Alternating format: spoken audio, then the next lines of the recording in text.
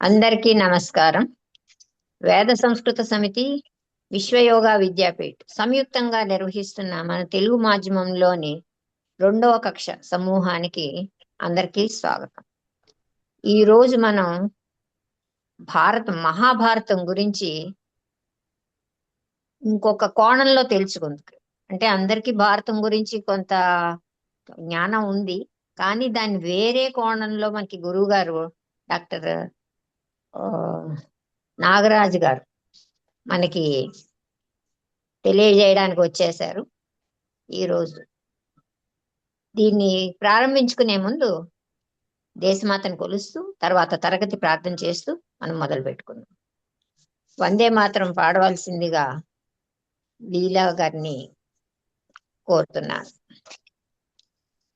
వందే మాతరం వందే మాతరం సుజలాం సుఫలాం మలయజ శీతలా సస్యశ్యామలాం మాతరం వందే మాతరం శుభ్రజ్యోత్స్న పులకితయామినీం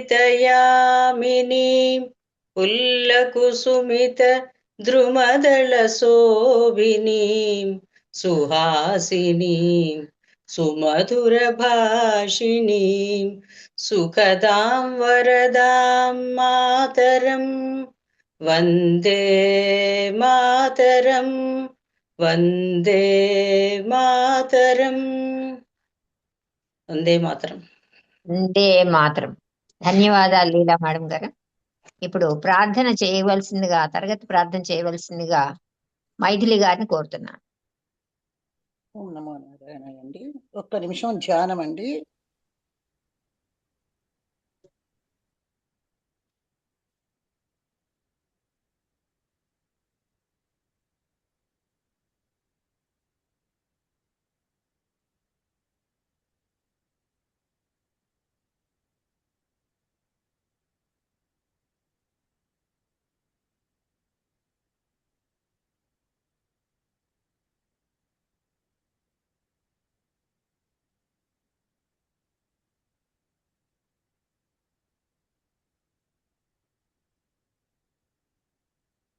ఓం 3 సార్లు ఓంకారం అండి. ఓం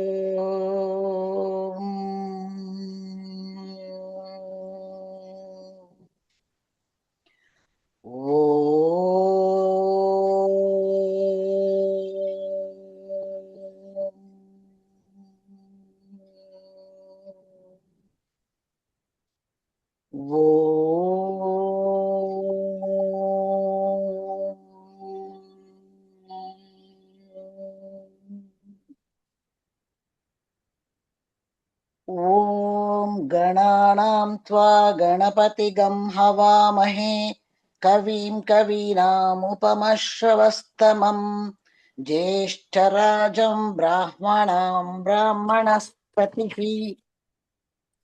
బ్రాహ్మణస్పత ఆనః శృణ్వన్నోతిభిः సీదసాదనం. ఓం శ్రీ మహాగణాధిపతయే నమః. ఓం ప్రణో దేవీ సరస్వతి వాజ్యేభిర్వాజినీవతి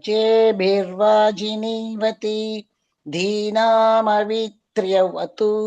ఓం శ్రీ మహాసరస్వత్యై నమః. గురురేవ గతి గురుమేవ భజే గురునైవ సహాస్మి నమో గురవే. న గురో పరమం శిశురస్మి గురో మతిరస్తి గురౌ మాం పాహి గురౌ. జ్ఞానానందమయం దేవం నిర్మలస్ఫటికాకృతిం ఆధారం సర్వవిద్యానాం హయగ్రీవముపాస్మయే. శృతిస్మృతిపురాణానాం ఆలయం కరుణాలయం నమామి భగవత్పాద శంకరం లోకశంకరం. శంకరం శంకరాచార్యం కేశవం బాదరాయణం సూత్రభాష్యకృతౌ వందే భగవంతౌ పునః పునః. ఈశ్వరో గురురాత్మేతి మూర్తిభేద విభాగినే వ్యోమవత్ వ్యాప్తదేహాయ దక్షిణామూర్తయే నమః. असतो मा सद्गमय तमसो मा ज्योतिर्गमय मृत्योर्मा अमृतं गमय।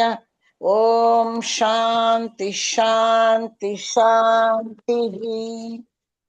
मातृदेवो भव पितृदेवो भव आचार्य देवो भव अतिथिदेवो भव। ओम सहनाववतु सहनौ भुनक्तु सह वीर्यं करवावहै तेजस्विनावधीतमस्तु मा विद्विषावहै। ओम शांति शांति शांति। ओम नमो नारायण। ఓం శ్రీ గురుభ్యో నమః. ఈరోజు మనం మహాభారతం గురించి తెలుసుకోబోతున్నాము. మనకి డాక్టర్ నాగరాజారావు గారు ఇచ్చేస్తున్నారు. గురువు గారి గురించి విపులంగా పరిచయం చేయమని డాక్టర్ కల్నల్ అమరేంద్ర బాబు గారిని కోరుతున్నాను. ధన్యవాదములండి. It is my pleasure and also privilege to introduce our speaker, Dr. Karanam Nagarajaravu garu. He has been with us as part of VSS, Veda Samskriti Samiti, right from the beginning, 2022, when we started for the online classes.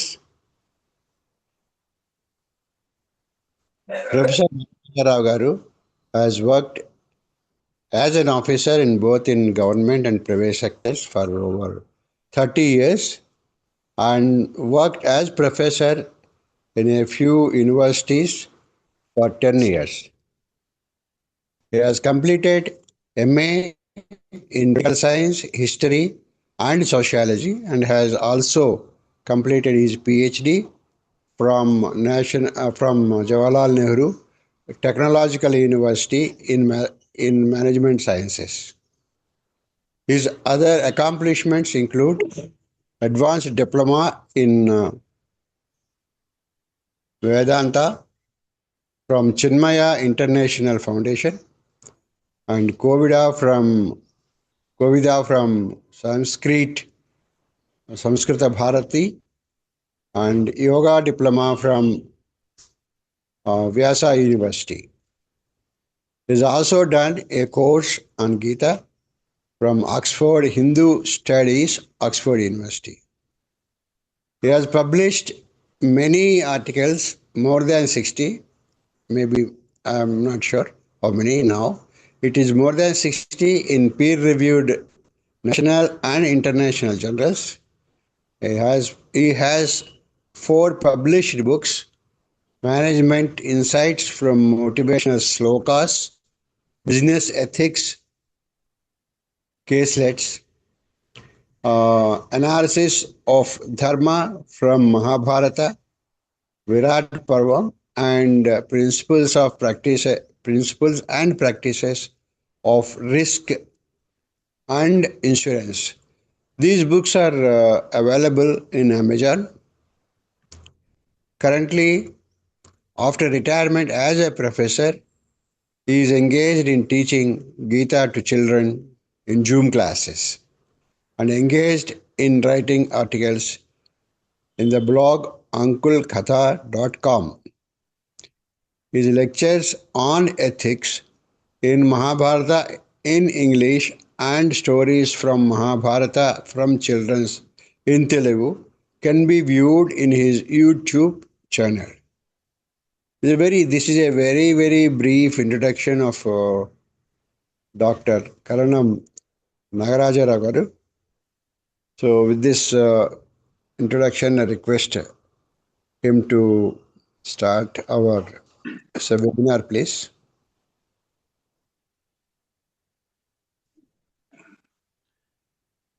शुक्लांबरधरं विष्णुं शशिवर्णं चतुर्भुजं प्रसन्नवदनं ध्याये सर्वविघ्नोपशान्तये सदाशिवसमारम्भां शङ्कराचार्यमध्यमाम् अस्मदाचार्यपर्यन्तां वन्दे गुरुपरम्पराम्। నారాయణం నమస్కృత్య నరం చైవ నరోత్తమం దేవీం సరస్వతీం వ్యాసం తతో జయముదీరయేత్. అందరికీ నమస్కారము.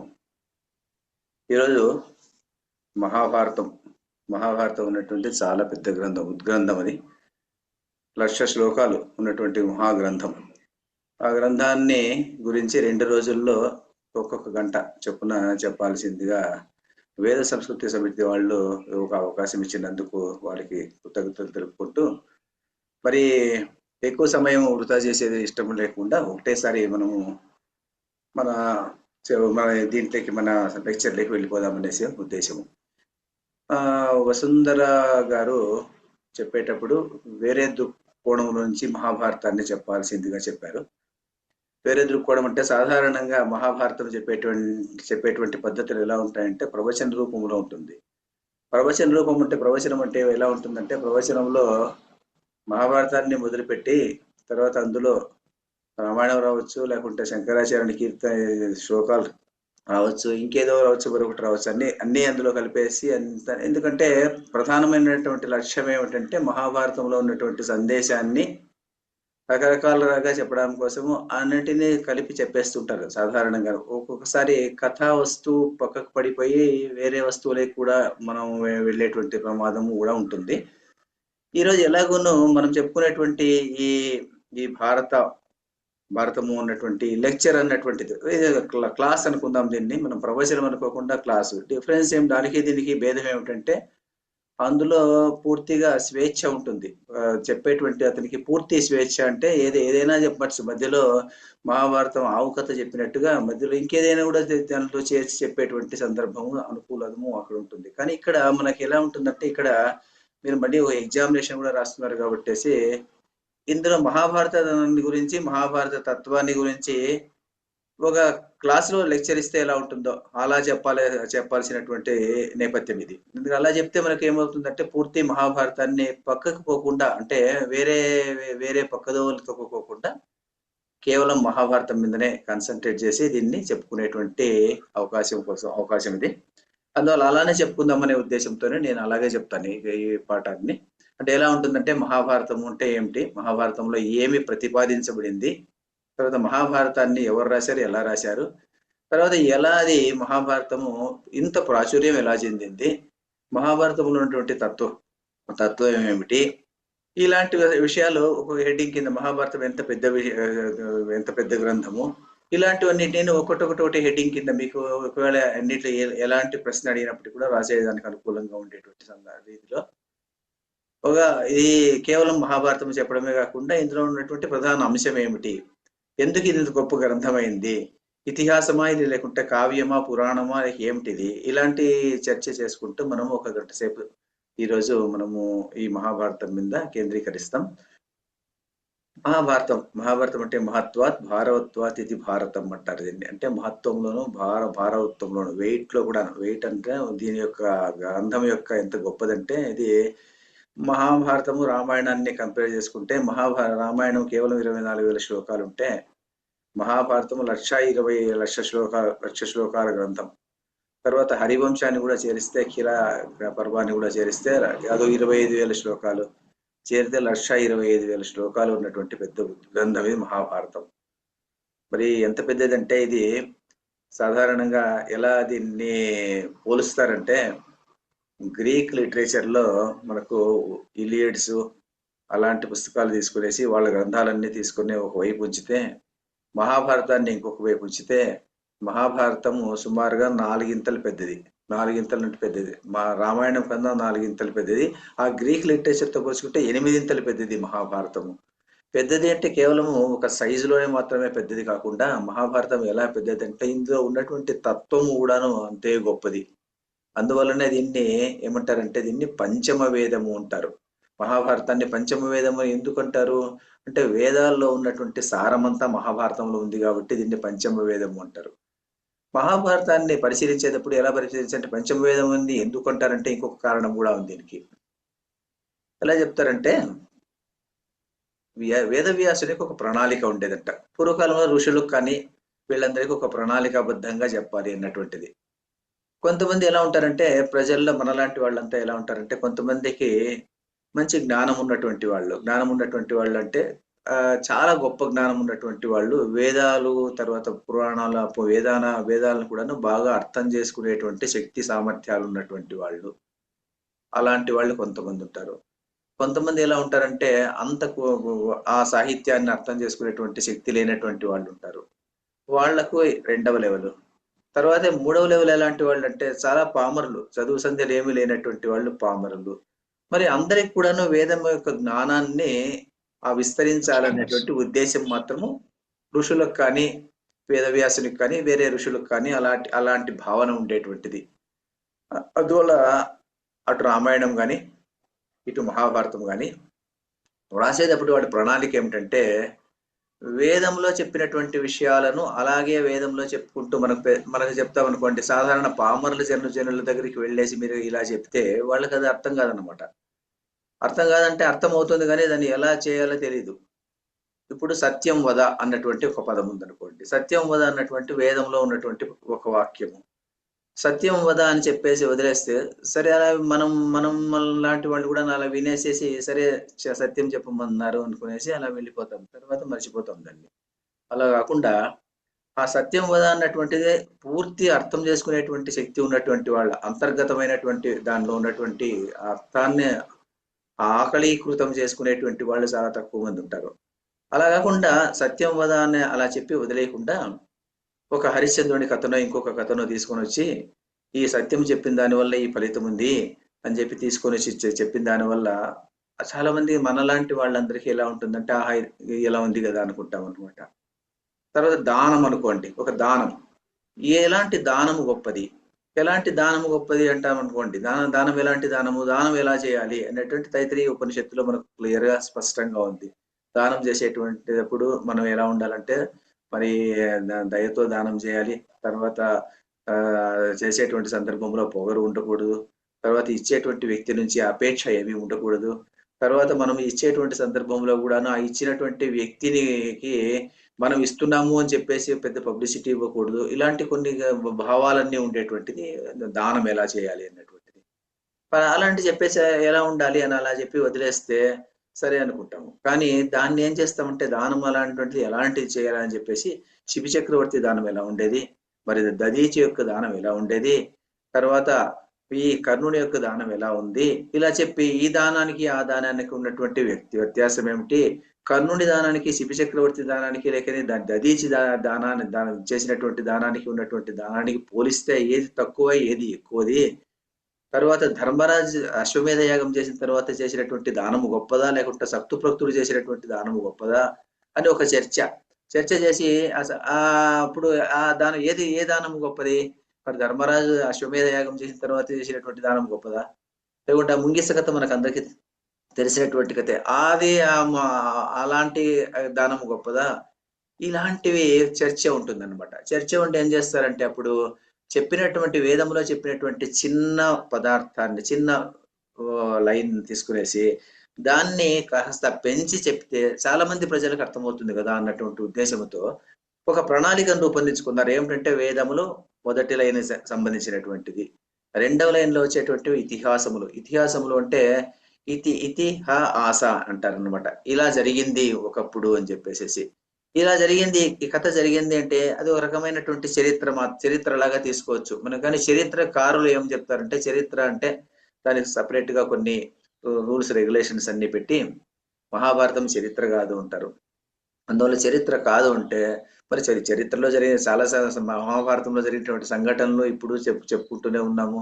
అక్కడ జరిగినటువంటి కొన్ని ఇప్పుడు నిరూపణ కూడా జరుగుతుంది. అయినప్పటికీ కురుక్షేత్రము ప్రదేశం ఉంది. ఇలా అన్ని ఉన్న వేదవ్యాసుడు రాసినటువంటి భౌగోళిక ప్లేసెస్ అంటాం కదా, అవన్నీ ఎక్కడెక్కడ ఏదేది ఉంది ఎలా రాశారో అలాగే ఇప్పుడు కూడా ఉన్నాయి. వీటన్నిటిని చూస్తే మహాభారతం జరిగిందనే నమ్మాల్సి వస్తుంది. కానీ కొంతమంది చరిత్రకారులు ఏమంటారంటే చరిత్ర కాదు, చరిత్రకు ఉండాల్సినటువంటి లక్షణాలు వేరు, శిలాశాస్త్రాలు ఉండాలి, ఇంకా అది ఉండాలి ఇది ఉండాలి అని వాళ్ళు చెప్పుకుంటూ వస్తారు. కానీ ఎలా ఉన్నప్పటికీ కూడాను అందువల్ల దీన్ని ఏమంటారంటే ఇతిహాసం. ఇది జరిగింది, ఈ కథ జరిగినటువంటి కథ మీద ఏం చేశారంటే ఈ ధర్మాన్ని అర్థాన్ని ప్రతిపాదించడం కోసం ఆ కథని తీసుకునేసి ప్రజలకు ప్రచారం చేశారు అని చెప్పేసి ఆ కోవ చెందినటువంటిది రామాయణము మహాభారతము, ఇది ఇతిహాసములు అంటారు అనమాట. తర్వాత ఇతిహాసాల్లో చెప్పబడినటువంటి అర్థాన్ని చాలా మందికి అది కూడా అర్థం కాకపోతే ఇంకా పూర్తిగా విస్తరించి చెప్పాలి అనేటువంటి ఉద్దేశంతో అష్టాదశ పురాణాలు మద్వయం చైవ భ్రత్రయం వచతుష్టయం అనాపలింగ పుష్కాని అని చెప్తాం కదా. మత్స్య పురాణము, మార్కండేయ పురాణము,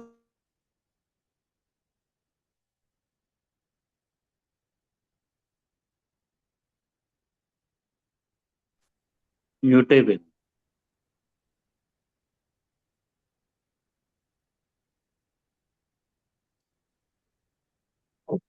ఈ వేదం యొక్క నాలెడ్జ్ అంటే వేదంలో ఉన్నటువంటి సారాన్ని వాళ్ళందరికీ అందించాలన్నటువంటి ఉద్దేశంతో ఇది ప్రతిపాదించబడింది.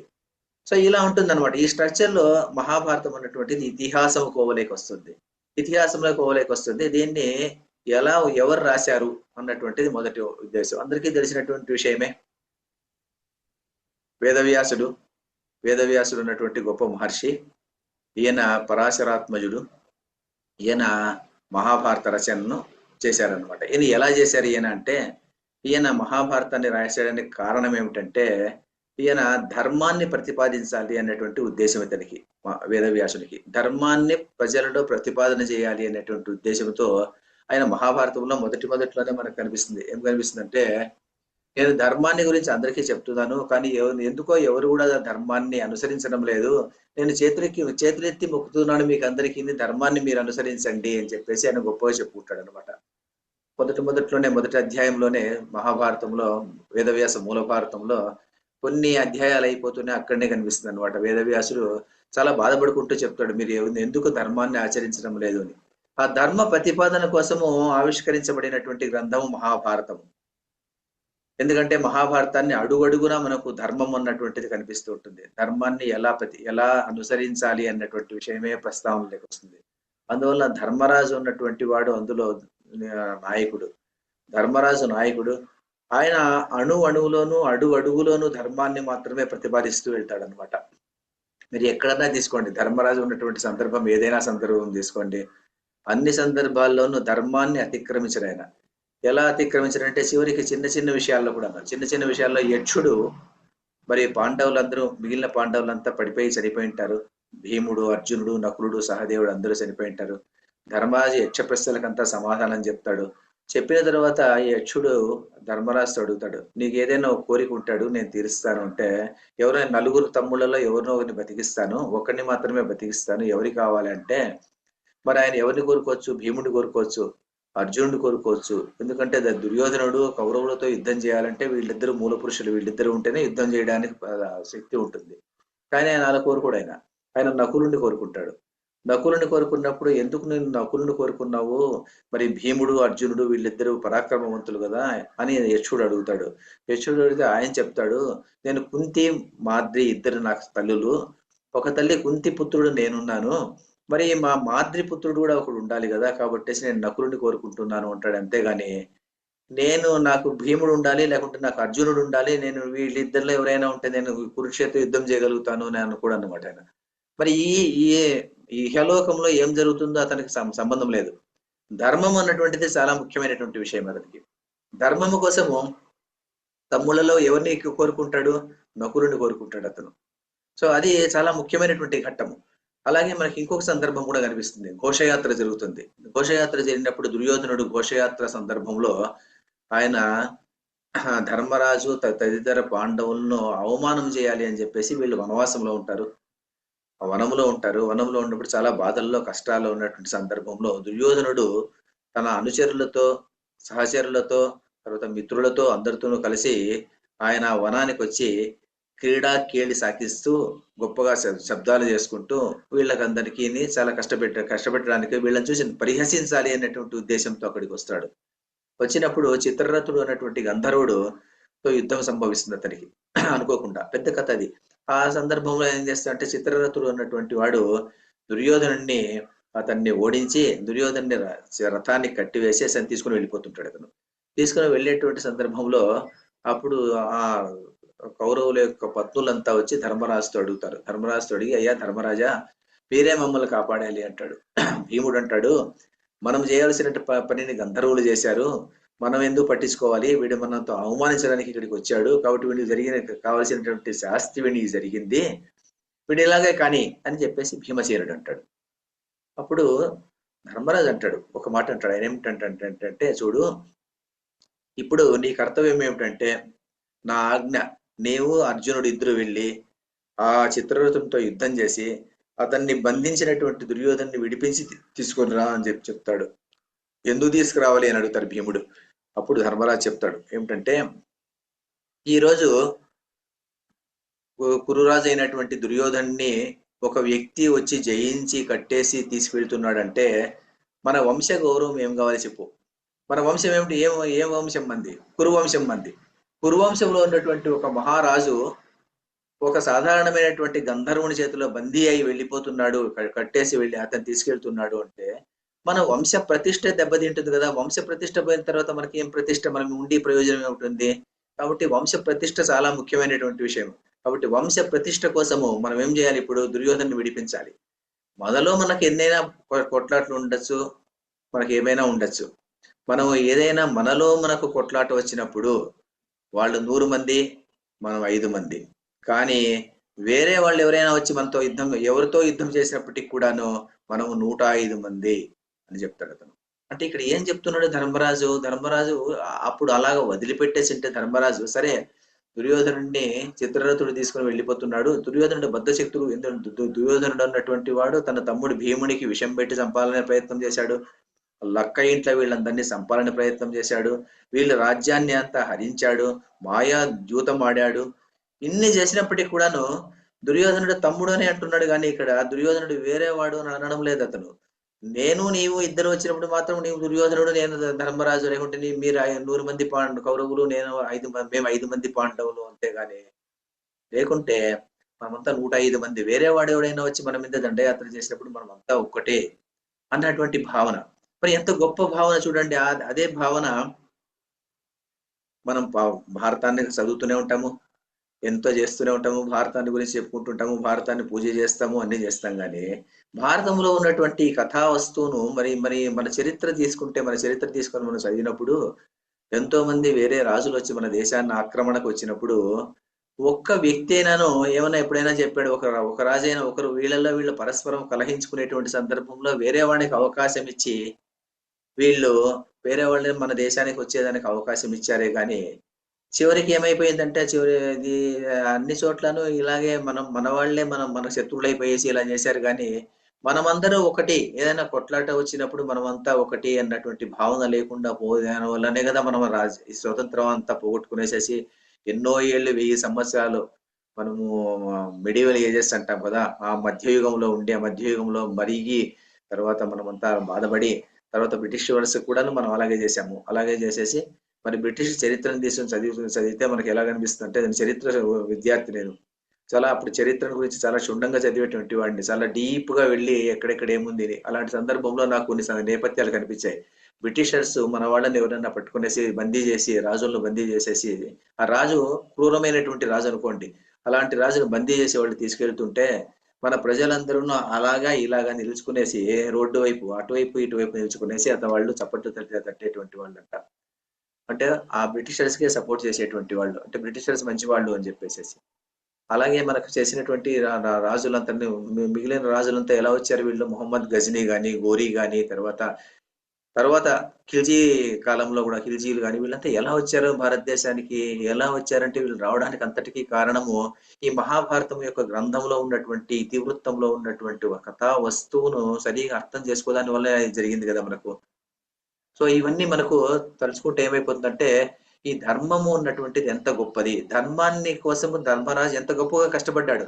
ఈ ధర్మాన్ని ప్రతిపాదన చేయడానికి కోసం ఏం చేశాడంటే వేదవ్యాసుడు ధర్మరాజు అన్నటువంటి ఒక క్యారెక్టర్ని తీసుకునేసి అతని క్యారెక్టర్ని అందులో ముందుగా ఉంచి ఆయన ఏం చేశాడంటే కథా వస్తువునంతా నడిపాడు అనమాట. కథా వస్తువును నడిపాడు, అందువల్ల ఆయన ధర్మానికి ఆయన ప్రతీక. అక్కడ రామాయణం తీసుకోండి, రామాయణంలో ఇక్కడ మహాభారతానికి వచ్చేటువంటి సందర్భంలో శ్రీకృష్ణుడు వచ్చేసి నాయకుడుగా లేడు. అక్కడ శ్రీకృష్ణుడు ఉన్నాడు, శ్రీకృష్ణుడు నుండి పాండవులకు సహాయం చేస్తూ వచ్చాడు. కానీ ధర్మరాజు అన్నటువంటి వాడు ముందుగా ఉన్నటువంటి వ్యక్తి, అంటే the front person is Dharmaraja. కానీ రామాయణం తీసుకుంటే శ్రీరామచంద్రుడు ఫ్రంట్ పర్సన్ అతను, ఎందుకంటే రామో విగ్రహవాన్ ధర్మ, అతనే మూర్తి భవించినటువంటి ధర్మము కాబట్టి అక్కడ కథానాయకుడు వచ్చేసి రాముడు, ఇక్కడ కథానాయకుడు ధర్మరాజు. ఇక్కడ ఎందుకు ధర్మరాజు ఇలా కథానాయకుడిగా ఉన్నాడు కాబట్టి శ్రీకృష్ణుడు ఉండాల్సినటువంటి అవసరం లేదు. అందువలన పక్కనున్నాడు, పక్కన ఉండేసి వీళ్ళ సహాయం చేస్తున్నాడు. ఆయన శ్రీకృష్ణుడు ఒకనొక సందర్భంలో అంటాడు, మమ్మ ప్రాణాహ పాండవాహ అంటాడు, నా ప్రాణములన్నీ పాండవులే అంటాడు. మరి భగవంతుడైనటువంటి వాడు, భగవంతుడైన రాగద్వేషాలు ఉండకూడదు అతనికి. ఇతను నా ప్రాణము, అతను నా ప్రాణం కాదు అని చెప్పేటువంటి సందర్భం ఉండేటువంటి సందర్భం ఉండకూడదు. మరి మరి అలాంటి వాడు అలా ఎందుకన్నాడైనా అని ఎవరికైనా శంక రావచ్చునేమో. కానీ శ్రీకృష్ణుడు ఎక్కడ ఉంటాడంటే ఎక్కడ ధర్మం ఉంటే అక్కడ ఉంటాడు. యతో ధర్మ తత కృష్ణ, యతో కృష్ణ తతో జయ అని మహాభారతం తీర్పది. వాళ్ళు ఏం చెప్తారంటే, మహాభారతంలో ఏం చెప్తాడంటే శ్రీకృష్ణ పరమాత్మ ఎక్కడ ఉంటాడు, పాండవులు ఉన్న చోట ఉంటాడు అని ఆయన అన్నాడు. అంటే నేను పాండవులు, నా 5 మంది వ్యక్తులు ఉన్నటువంటి చోట నేను ఉంటాను అని కాదు భావన. అక్కడ ఎలా అర్థం చేసుకోవాలంటే, పాండవులు ఉన్నటువంటి వాళ్ళే 5 మందిను ధర్మానికి ప్రతీకలు. ధర్మానికి ప్రతీకలు కాబట్టి అలాంటి గొప్ప వాళ్ళందరికీ నాయకుడు ఎవరు, ధర్మరాజు. అలాంటి ధర్మరాజు, ఇలాంటి గుణవంతుడు ఉన్నటువంటి ధర్మరాజు అక్కడ ఉన్నప్పుడు నేను అక్కడ ఉంటాను, నేను వాళ్ళ సహాయం చేస్తాను. సహాయం ఎందుకు చేస్తాను, నేను ఏ పనైనా చేస్తాను, వాళ్లకు ఏ పని చేయడానికైనా నేను సిద్ధమే. చివరికి ధర్మరాజు రాజసూయ యాగం చేసేటువంటి సందర్భంలో గొప్ప కథా వస్తువు కనిపిస్తుంది మనకు. శ్రీకృష్ణుడు అక్కడికి వస్తాడు.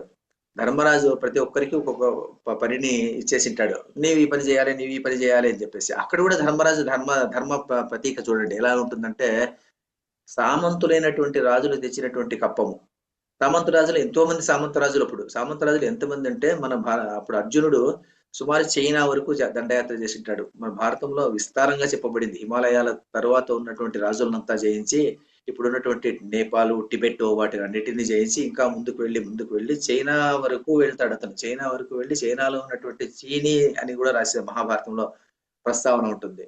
అంతవరకు ఉన్నటువంటి రాజులందరినీ జయించి కప్పం తీసుకొని వస్తాడు. తర్వాత వాళ్ళందరూ రాజసూయ యాగానికి వచ్చి ఒక పూర్తిగా నిలబడి చాలాసేపు కాచుకోనండి. ధర్మరాజు ఎప్పుడు కనిపిస్తాడా అని చెప్పేసి ఆయన కోసం కాచుకొని ఉండి ఆయనకు ఆ కప్పం చెల్లించి వెళ్తుంటారట వాళ్ళంతాను.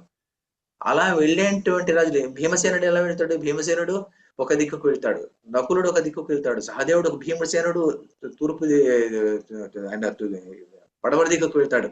వెళ్ళి ఆయన సుమారు ఇరాక్ వరకు ఆయన చేయించుకొని వస్తాడు. ఆయన ఇటు సహదేవుడు వచ్చేసి మరి దక్షిణ దిక్కుకు వెళ్తాడు. ఆయన దక్షిణ దిక్కుకు వెళ్ళేసి ఆయన విభీషణుడితో కూడా కప్పం కట్టించుకుంటాడు అతను. విభీషణుడు ఇంకా అప్పటికి కూడా రాజుగా ఉంటాడు అతను. విభీషణుడితో కప్పం కట్టించుకోవాలంటే అక్కడికి వెళ్తాడు. అక్కడికి వెళ్ళిన తర్వాత విభీషణుడికి వర్తమానం పంపిస్తాడు ఘటోత్కచునితో, మేము ధర్మరాజు అన్నటువంటి వాడు రాజసూయాగం చేస్తున్నాడు కాబట్టి మీరు కప్పం కట్టాలంటే ఆయన కప్పం కడతాడు. కప్పం అంతా పంపించేస్తాడు. అతను పంపించేస్తే ఎవరు రాజు ఉంటాడు అతను, ధర్మరాజు. అంటే ధర్మరాజు గురించి నాకు తెలుసు, ధర్మమూర్తి అతను చేస్తున్నాడు అంటే నాకు చాలా సంతోషం అని చెప్పేసి, కావలసినంత ధనం నువ్వు తీసుకెళ్ళు అని చెప్పి ఘటోత్కచుడు చెప్తే, ఘటోత్కచుడు లంకకి వెళ్ళి అక్కడి నుంచి తీసుకొని వస్తాడు అనమాట. అలా అది వచ్చినటువంటి దాని సంపదనంతా ఎవరు తీసుకోవాలి, ఎవరో ఒకరు తీసుకోవాలి కదా దాన్ని. ధర్మరాజు తీసుకోలేడు, ఎందుకంటే ఆయన చక్రవర్తి. ఎవరే ఒకడు ఉండాలి పక్కన ఉండి అతను దాన్ని తీసుకుంటూ ఉండాలి. మనం పెళ్లిళ్లలో చూస్తుంటాం కదా, పెళ్లిళ్లలో ఆ వధువు వరుడు నిల్చుకొని ఉంటారు, ఆ రిసెప్షన్ జరుగుతూ ఉంటుంది. అప్పుడు అందరూ గిఫ్ట్స్ ఇస్తుంటారు. ఇచ్చినప్పుడు ఎవరు ఉంటారు, వెనక పక్క ఎవరు నిల్చుకునేసి, ఎవరు ట్రస్టెడ్ పర్సన్ ఒకరు ఉంటారు వెనక పక్కన ఉండేసి వాళ్ళు దాన్ని తీసుకునేసి పక్కన దాచిపెడుతుంటారు వాళ్ళు. మరి ఇప్పుడు ఎవరు దాచిపెట్టాలి దాన్ని, సంపదనంతాను అంటే దుర్యోధనుడికి చెప్తాడు అనమాట, నువ్వు నా తమ్ముడు, పెద్దవాడు నీవు, భీముడు మిగతా పనులన్నీ ఉంటాయి వాళ్ళందరికీ, కాబట్టి కౌరవుల్లో పెద్దవాడు అతను, కాబట్టి నా తమ్ముడు కాబట్టి నీవు ఈ సంపదనంతా తీసుకునేసి దాన్ని లెక్క వేసి కోశాగారంలో వెయ్యి అని చెప్పి అతనికి ఆ పని అప్పగా చెప్తాడు. వేరే వాళ్ళైతే అలా ఇస్తారు. మరి దుర్యోధనుడు మరి అంత దుర్మార్గుడు అన్నటువంటి విషయం తెలిసినప్పటికీ కూడాను ఆ దుర్మార్గుడైనటువంటి దుర్యోధనుడికే ఈ పనిని అప్పగిస్తాడు అతను. సో అది కూడా ధర్మం అన్నటువంటిది అక్కడ కూడా కనిపిస్తుంది మనకి. ఎక్కడ పడితే అక్కడ ధర్మరాజు ధర్మం కనిపిస్తూనే ఉంటుంది. కానీ మన సినిమాలో చూసినప్పుడు సాధారణంగా, అందుకే సినిమాలో ఉన్నటువంటి ధర్మరాజు వేరే, మరి మహాభారతంలో వేదవ్యాసుడు రాసినటువంటి ధర్మరాజే వేరే. అది మనం చాలా గుర్తుపెట్టుకునేసి మహాభారతాన్ని చదవాలి. లేకుంటే ధర్మరాజు క్యారెక్టర్ అంటే మనం ఎలా అనుకుంటామంటే అది ఏదో ఒక పనికిమాలిన క్యారెక్టర్, శక్తి లేనటువంటి వాడు, అతను వీళ్ళ మీద పూర్తిగా ఆధారపడినటువంటి వాడు అన్నటువంటి భావనతో చదివితే మన భారతం యొక్క సందేశం మనకు అర్థం కాదనమాట. సో ఇది ఎందుకు చెప్పుకుంటూ వచ్చానంటే, ఇలాంటి ధర్మాన్ని ప్రతిపాదించే, ధర్మము ఉన్న చోట కృష్ణుడు ఉంటాడు.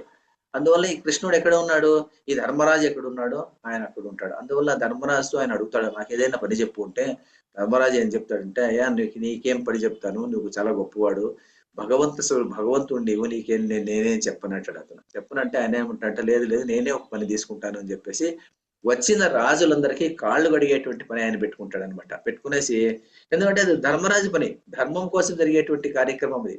ఆ కార్యక్రమంలో ఇతను ఏం చేయాలి? ఇతను ఏదో పని చేయాలి. ఇతను ఈ పని కోసం ఆయన ఏం చేస్తాడంటే, వచ్చినటువంటి రాజులు ఋషులు వాళ్ళందరికీ కాళ్ళు గడిగి లోపలికి పిలుచుకొచ్చేటువంటి కర్తవ్యాన్ని శ్రీకృష్ణ పరమాత్మ తీసుకుంటాడు అనమాట. అది శ్రీకృష్ణుడు ధర్మరాజు పక్క ఉన్నాడు అని చెప్పడానికి కోసం. అందువల్లనే మరి అర్జునుడికి సారథ్యం వహించినాడంటే ఎందుకు వహిస్తాడు? అతను పరమాత్మ వహించడం ఉద్దేశం ఏమిటంటే, ఎక్కడ ధర్మం ఉందో ధర్మాన్ని రక్షించాలి. ఆ ధర్మాన్ని రక్షించడం కోసమే అర్జునుడికి సారథ్యం వహిస్తాడు అతను. అర్జున సారథిగా ఉంటాడు అతను. సో ఇలాంటివన్నీ మనం చూసినప్పుడు ఏమైపోతుందంటే, ధర్మానికి పెద్దపీట వేసినటువంటి గ్రంథము మహాభారతము. ధర్మం కోసం, ధర్మాన్ని ప్రతిపాదించడం కోసము పుట్టినటువంటి గ్రంథము ఈ మహాభారతము. ఇది ఏ కోవలోకి వచ్చింది? ఇతిహాసం కోవలోకి వచ్చింది. ఇతిహాసంలో వేదంలో ఉన్నటువంటి విషయాలే ఇతిహాసంలో కాస్త విస్తారంగా చెప్పబడుతుంది. విస్తారంగా చెప్పబడి ఉపాఖ్యానాల ద్వారా దాన్ని, అంటే మనం సాధారణంగా మేనేజ్మెంట్ స్టడీస్ లో చెప్పుకుంటుంటాం, కేస్ లాస్ అంటుంటాము. ఉన్నదాన్ని బాగా అర్థం చేసుకోవాలంటే, ఉన్నటువంటి ఒక విషయాన్ని అర్థం చేసుకోవాలంటే ఒక కేసుని తీసుకొని వస్తాం అనమాట. ఏదైనా నేను ఎంటర్‌ప్రెన్యూర్‌షిప్ అనే పాఠం చెప్పేటువంటి వాడిని ఎంబీఏ వాళ్ళకు. అలాంటి చెప్పేటువంటి సందర్భంలో మేమేం చేసేటువంటి వాళ్ళు, అంబానీ లేకుంటే రతన్ టాట ఇలాంటి వ్యక్తిని తీసుకొని వచ్చేసేసి, ఇలా ఉండేటువంటి వాడు ఈయన ఈ పనులు చేశాడు, దీనివల్ల ఇతను ఇలాగ అయ్యాడు అని చెప్పేసి ఒక స్ఫూర్తి కోసము కేస్ స్టడీగా తీసుకునేటువంటి వాళ్ళు. అందువల్ల మహాభారతం ఉన్నటువంటి ఉపాఖ్యానాలన్నీ ఒక కేస్ స్టడీ లాగా డెవలప్ అయ్యాయి అనమాట. డెవలప్ అయ్యేసి కేస్ స్టడీ చదువుకుంటూ వెళ్తే మన వేదంలో ఉన్నటువంటి అంశాలు మనం పూర్తిగా ఒకేసారి వేదాన్ని తీసుకొని చదవడాన్ని మొదలు పెడితే చాలా ఎలా ఉంటుందంటే, ఒక దాని తర్వాత సత్యం వద, ధర్మం చర, అవి 2 అయిపోయినాయి ఎప్పటికేను. అలా చెప్పుకుంటూ పోతే దాని యొక్క ఇంపాక్ట్ అన్నటువంటిది మనకు కనపడదు అనమాట. అది కనపడాలంటే ఏం చేయాలి? కనపడాలంటే మహాభారతం ఉన్నటువంటి దాన్ని చదవాలన్నమాట.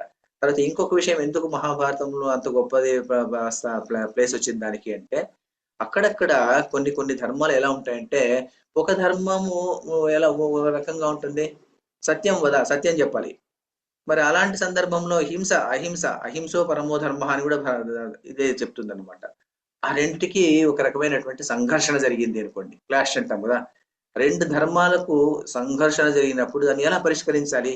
వేదం చెప్పదు. వేదం ఆ విషయాన్ని పట్టించుకోదు అనమాట. వేదం 2 చెప్తుంది, వదిలేస్తుంది. మరి ఆ రెండింటిని చెప్పినప్పుడు దాన్ని సమన్వయం ఎలా చేసుకోవాలి, ఆ సమన్వయం ఎలా చేయాలన్నటువంటిది భారతం చెప్తుంది అనమాట. ఒక చిన్న కథ, చాలా చిన్న కథ చెప్తాను, ఎందుకంటే మన టైం తక్కువ ఉంటుంది కాబట్టి చిన్న కథ చెప్తాను. ఒకానొక సందర్భంలో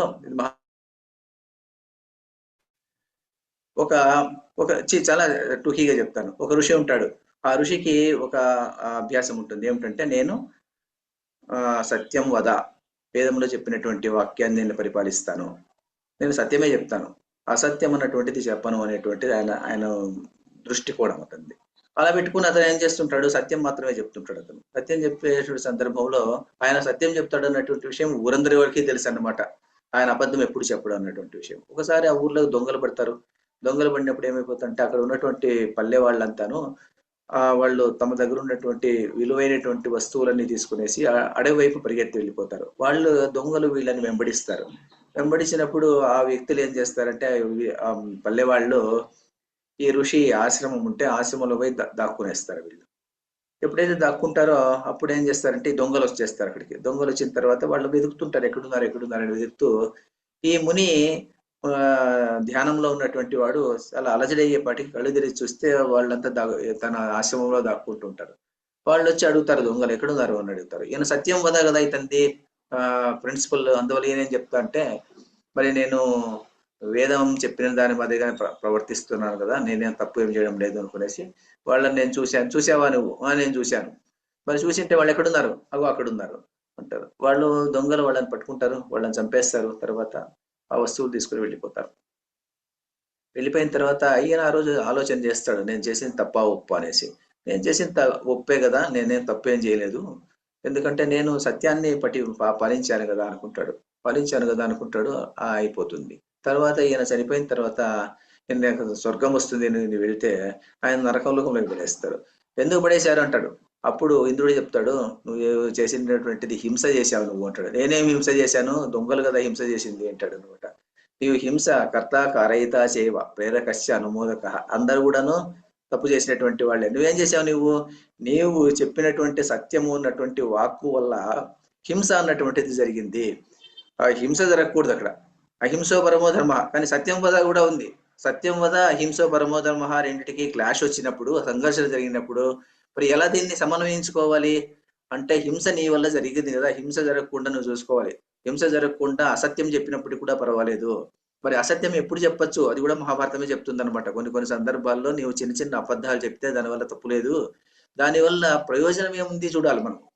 ఏమిటి ప్రయోజనం, ఏమిటి దానివల్ల ప్రయోజనం ఏమిటి? నేను చెప్పినటువంటి సత్యం వల్ల ఏదైనా ఒక వ్యక్తికి చెడు జరుగుతుందా, లేకుంటే ఒక వ్యక్తికి ఏదైనా కష్టం జరుగుతుందా, లేకుంటే ఏదైనా హింస జరుగుతుందా? అలాంటి జరిగినప్పుడు ఆ సత్యము సత్యము కాదు. ఏది సత్యము అంటే హింసతో జరగకుండా చూసేటువంటి సత్యము. ఒక పరుషంగా ఒక వ్యక్తిని మనం కొండెములు చెప్పి కానీ ఇంకే విషయంలో కానీ మనం తన్ని అవమానించకుండా ఉండడము, అలాంటి సత్యం కానీ ఈ చిన్న చిన్న అబద్ధాలు చెప్పి ఒక్కొక్కసారి మంచి చేయడానికి నువ్వు ప్రయత్నం చేస్తే అది సత్యమే అవుతుంది అని చెప్పేటువంటి ఒకానొక కేస్ స్టడీ అంటాం కదా, అలాంటి కేస్ స్టడీ మహాభారతంలో కనిపిస్తుంది అనమాట. అందువల్ల ధర్మాలకు ఎప్పుడైనా ధర్మములో ఉన్నటువంటి వివిధ కోణాల నుంచి ధర్మాన్ని పరిశీలించినప్పుడు, ఏదైనా సంఘర్షణ జరిగినప్పుడు ఆ సంఘర్షణని ఎలా మనం పరిష్కరించుకోవాలి అన్నటువంటి విషయం మహాభారతంలో చాలా ప్రస్తావన జరుగుతుంది అనమాట. దానం ఎలా చేయాలి, మరి దానానికి కూడా ఇలా చెప్తారు. మరి శిబి చక్రవర్తి దానము కర్ణుడి దానము కంపేర్ చేసినప్పుడు ఏది గొప్పది భారతం చెప్తుంది. అలాగే భారతంలో ప్రతి చోటను అలాగే ఉంటుంది. ప్రతి చోటను కొన్ని సందర్భాల్లో మీరు ఎలా ఉంటుందంటే, మహాభారతాన్ని చదివేటువంటి వాళ్ళు చాలా తక్కువగా ఉంటారు. మహాభారతం వేదవ్యాస మహాభారతాన్ని తీసుకునేసి మొదటి నుంచి చివరి వరకు చదివినటువంటి వాళ్ళు చాలా కొద్ది మంది ఉంటారు అని చాలా మంది చెప్తారు. అంటే కొంతమంది 10 పుస్తకాలు చదవచ్చు, నిలిపేయచ్చు. 5 పుస్తకాలు చదవచ్చు, నిలిపేయచ్చు. చాలా మంది నాకు తెలిసినంత వరకును ఆ భీష్మ పర్వం వరకు చదివి తర్వాత చదవలేకపోతారు. ఎందుకంటే అటు నుంచి చదవడం చాలా ఎలా ఉంటుందంటే, అది చదవడం కూడా ఒక అదృష్టం ఉండాలి. చదవాలంటే అలా చదువుకుంటూ పోవడం చాలా కష్టం. అది అలా చదివినటువంటి వాళ్ళు చాలా కొద్ది మంది ఉంటారు. ఎందుకంటే గ్రంథం చాలా పెద్దది. గ్రంథం తీసుకొని చదవాలి అనే ఉద్దేశంతో చదివినప్పటికీ కూడా మనం ఎలా ఉంటుందంటే, ఏదో గద్యం చదువుకుంటూ వెళ్ళేటువంటి వాళ్ళు చాలా మంది ఉంటారు. అలా చదివే సందర్భంలో ఈ ధర్మ చర్చ అన్నటువంటిది జరగదు మనకు. సినిమా చూస్తారు కొంతమంది. నేను చాలా మందిని అడుగుతాను, భారతం చదవండి అంటే చెప్తుంటాను, నేను సినిమా చూస్తుంటాను, టీవీలో ఛానల్లో వస్తుంది అంటారు. మరి నేను ఏం చెప్పాలి వాళ్లకు? ఏం చెప్పలేము, అలాంటి వాళ్ళకి ఏం చెప్పలేము. టీవీ ఛానల్స్ లో వచ్చేటువంటి భారతం టీవీ భారతం. అది టీవీ భారతంలో వాళ్ళు ప్రతి వ్యక్తి కూడాను ఒక సినిమా తీసేటప్పుడు కానీ ఒక టీవీలో ప్రసారం చేసేటువంటి సందర్భంలో కొన్ని మూసిపెట్టడం జరుగుతుంది, కొన్ని ప్రస్తావించకుండా ఉండేటువంటి సందర్భం జరుగుతుంది. కొంత చర్చ ప్రస్తుత సమాజ పరిస్థితిని బట్టి చర్చిస్తారు కొన్ని విషయాలు. అలాంటి విషయాలు మనకు తెలిసేలేదనమాట. తెలియకపోయినప్పుడు ఏమైపోతుందంటే అలాగే ప్రచారం అలాగే జరుగుతూ వెళ్తుంది. అలాంటి ఇప్పుడు ఒక ఎగ్జాంపుల్ చెప్తాను. నేను ఎందుకు చెప్తానంటే, మహాభారతాన్ని కానీ తర్వాత భగవద్గీతను కానీ పాఠ్య పుస్తకంగా పెట్టాలి అంటే చాలా మంది వ్యతిరేకిస్తారు. ఎందుకంటే ఇది ఒక బ్రాహ్మణవాద గ్రంథము అని కానీ, లేకుంటే ఇది ఒక రిలీజియస్ టెస్ట్ అని కానీ చెప్తుంటారు దీన్ని. కానీ అలా ఉందా మహాభారతాన్ని అని చూస్తే అలా లేదని తెలుస్తుంది. కానీ ఎవరు చదవలేదు, భారతాన్ని చదవలేదు. ఎందుకంటే భారతంలో ఒక చర్చ వస్తుంది అనమాట, ఎవరు బ్రాహ్మణుడు అన్నటువంటి చర్చ చాలా చోట్ల వస్తుంది మహాభారతంలో.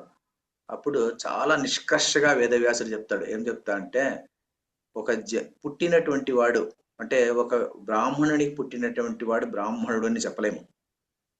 అలాంటి వ్యక్తికి ఆ ప్రవర్తనలో బ్రాహ్మణత్వం ఉంటే మాత్రమే అతను బ్రాహ్మణుడు. గుణములో గాని తర్వాత కర్మలో గాని ఈ రెండిటిలోనూ ఆయన ఎలా ఉండాలి? సత్వగుణ ప్రధానుడై ఉండి అతను అధ్యయనము గాని అధ్యాపనం గాని చేస్తూ, తర్వాత యజ్ఞము యాజనము చేస్తూ రుజు ప్రవర్తనలో ఉన్నటువంటి వాడు మాత్రమే బ్రాహ్మణుడు, అంతేగాని అందరూ బ్రాహ్మణులు కాదని చెప్తాడు తను. అలాంటి చెప్పే సందర్భంలో ప్రధానమైనటువంటి శ్లోకం ఒకటి ఉంది. ఆ శ్లోకం చెప్తాను నేను.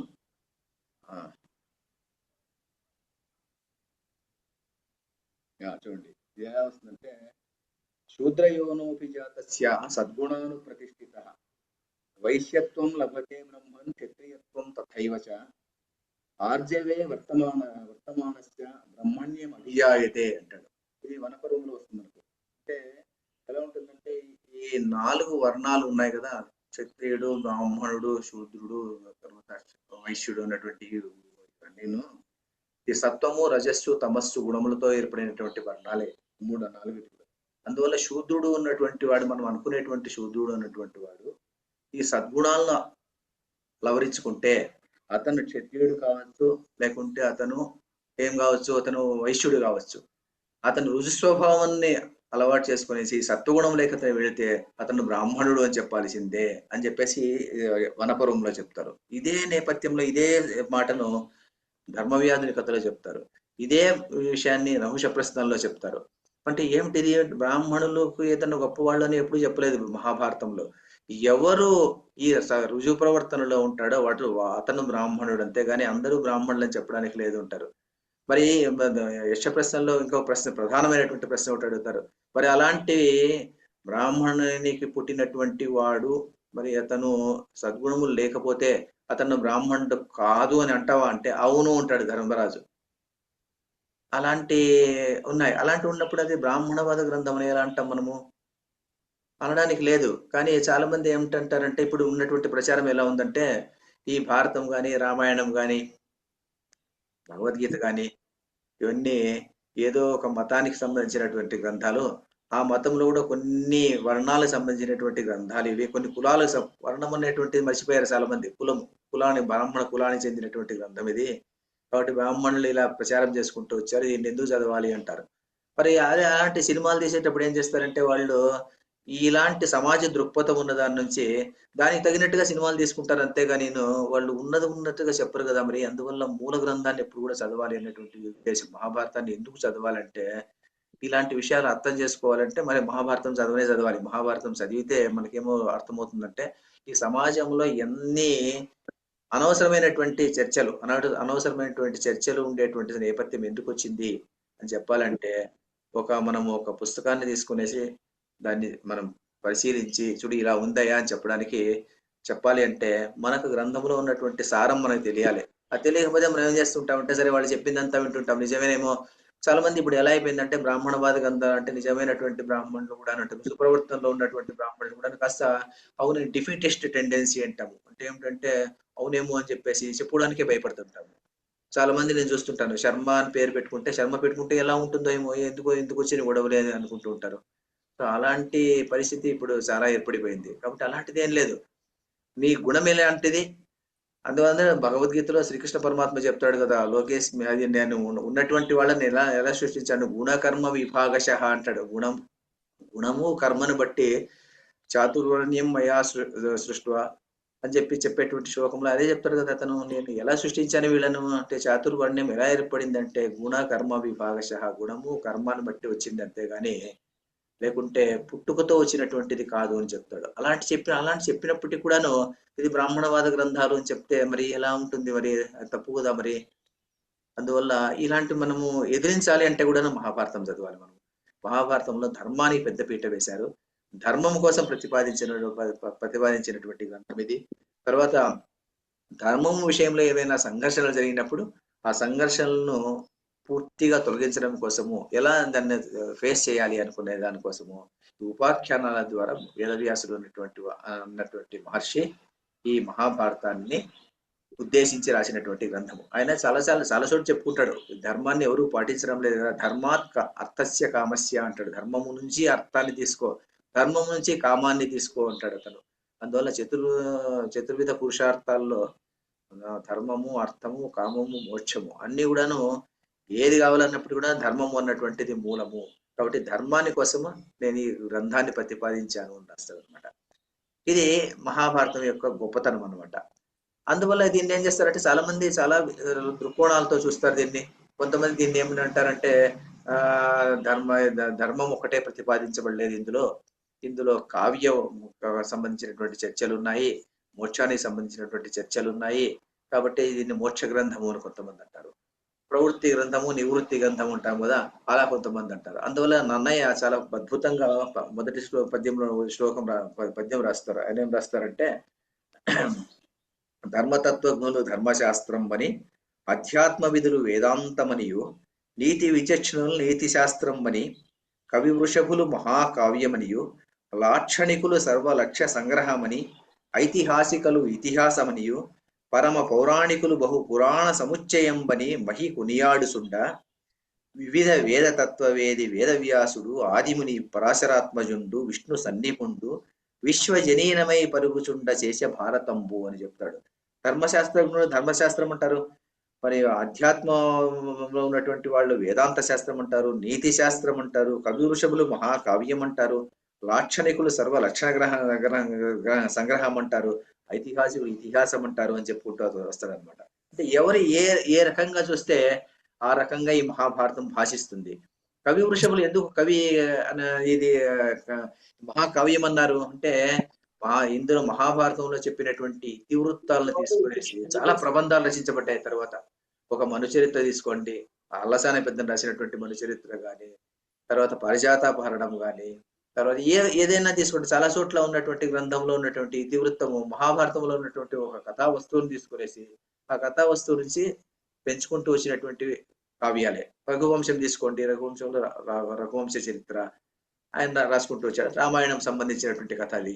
సో ఇలాంటి ప్రతి మహాకావ్యము ఉన్నటువంటి కావ్యం ఏది వచ్చింది, ఆ తర్వాత కావ్యం వచ్చినప్పటికీ కూడా ఆ కావ్యాలన్నీ కూడాను మరి మూల స్వరూపం ఎక్కడి నుంచి వచ్చింది అంటే మహాభారతం నుంచి వచ్చింది అనమాట. మహాభారతం మన ధార్మిక మూలాలు ఉన్నటువంటి మహాభారతంలో చాలా గొప్పగా కనిపిస్తాయి అనమాట, చాలా గొప్పగా కనిపిస్తాయి.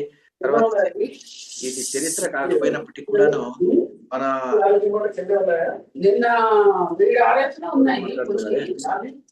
అన్ని పైకి తీసుకొచ్చాను, దాంట్లో ఉన్నాయి చూడండి. ఎవరు చంద్రకళ అన్న ఎవరు, వీళ్ళది మ్యూట్ చేయాలండి. చంద్రకళ మ్యూట్ లో లేరు వీళ్ళు, మ్యూట్ లో వెళ్ళిపోయారు వీళ్ళు. సో ఇలా ఉంటుందండి మహాభారతంలో ఉన్నటువంటి చర్చ, ఇలా ఉంటుంది. కాబట్టి మహాభారతాన్ని రచించేటువంటి సందర్భంలో ధర్మము ప్రధానంగా కేంద్రీకృతమై చేసుకుని మహాభారతాన్ని రాసుకుంటూ వచ్చారనమాట. మరి ఎలా రాశారు వేదవ్యాస మహర్షి అనేది కూడా మనం కొద్దిగా చర్చించుకుందాం. ఇప్పుడు వేదవ్యాసుడు మహాభారతాన్ని రాసే ఉద్దేశం చెప్పుకున్న తర్వాత ఆయన రాసేటువంటి సందర్భంలో మహాభారత ఇతివృత్తాన్నంతాను మొదట మనసులో నిర్మాణం చేసుకుంటాడు. అతను మహాభారతంలోనే ఉంది ఇదంతాను. మనసులో నిర్మాణం చేసుకున్న తర్వాత ఆయన ఏం చేస్తా అంటే దీన్ని ప్రజలకు చెప్పాలి అనుకుంటాడు. మరి చాలా పెద్ద గ్రంథం ఎలా చెప్పాలి అనుకునేసేసి బ్రహ్మదేవుడిని ప్రార్థిస్తే బ్రహ్మదేవుడు ఆయనకు ప్రత్యక్షమై ఏం కావాలంటే నాకు ఒక లేఖకుడు కావాలి అని అడుగుతాడు. అతను లేఖకుడు కావాలంటే సరే గణపతిని తీసుకోమంటాడు. గణపతి వస్తాడు. మరి గణపతి వచ్చినప్పుడు ఏమవుతుందంటే గణపతితో గణపతి చెప్తాడు, నేను నీ దగ్గర చాలా రోజులు కూర్చోడానికి అవకాశం ఉండదు, నాకు నా పనిలో నేను ఉంటాను కాబట్టేసి నువ్వు చెప్తుంటే నేను రాసేస్తుంటాను.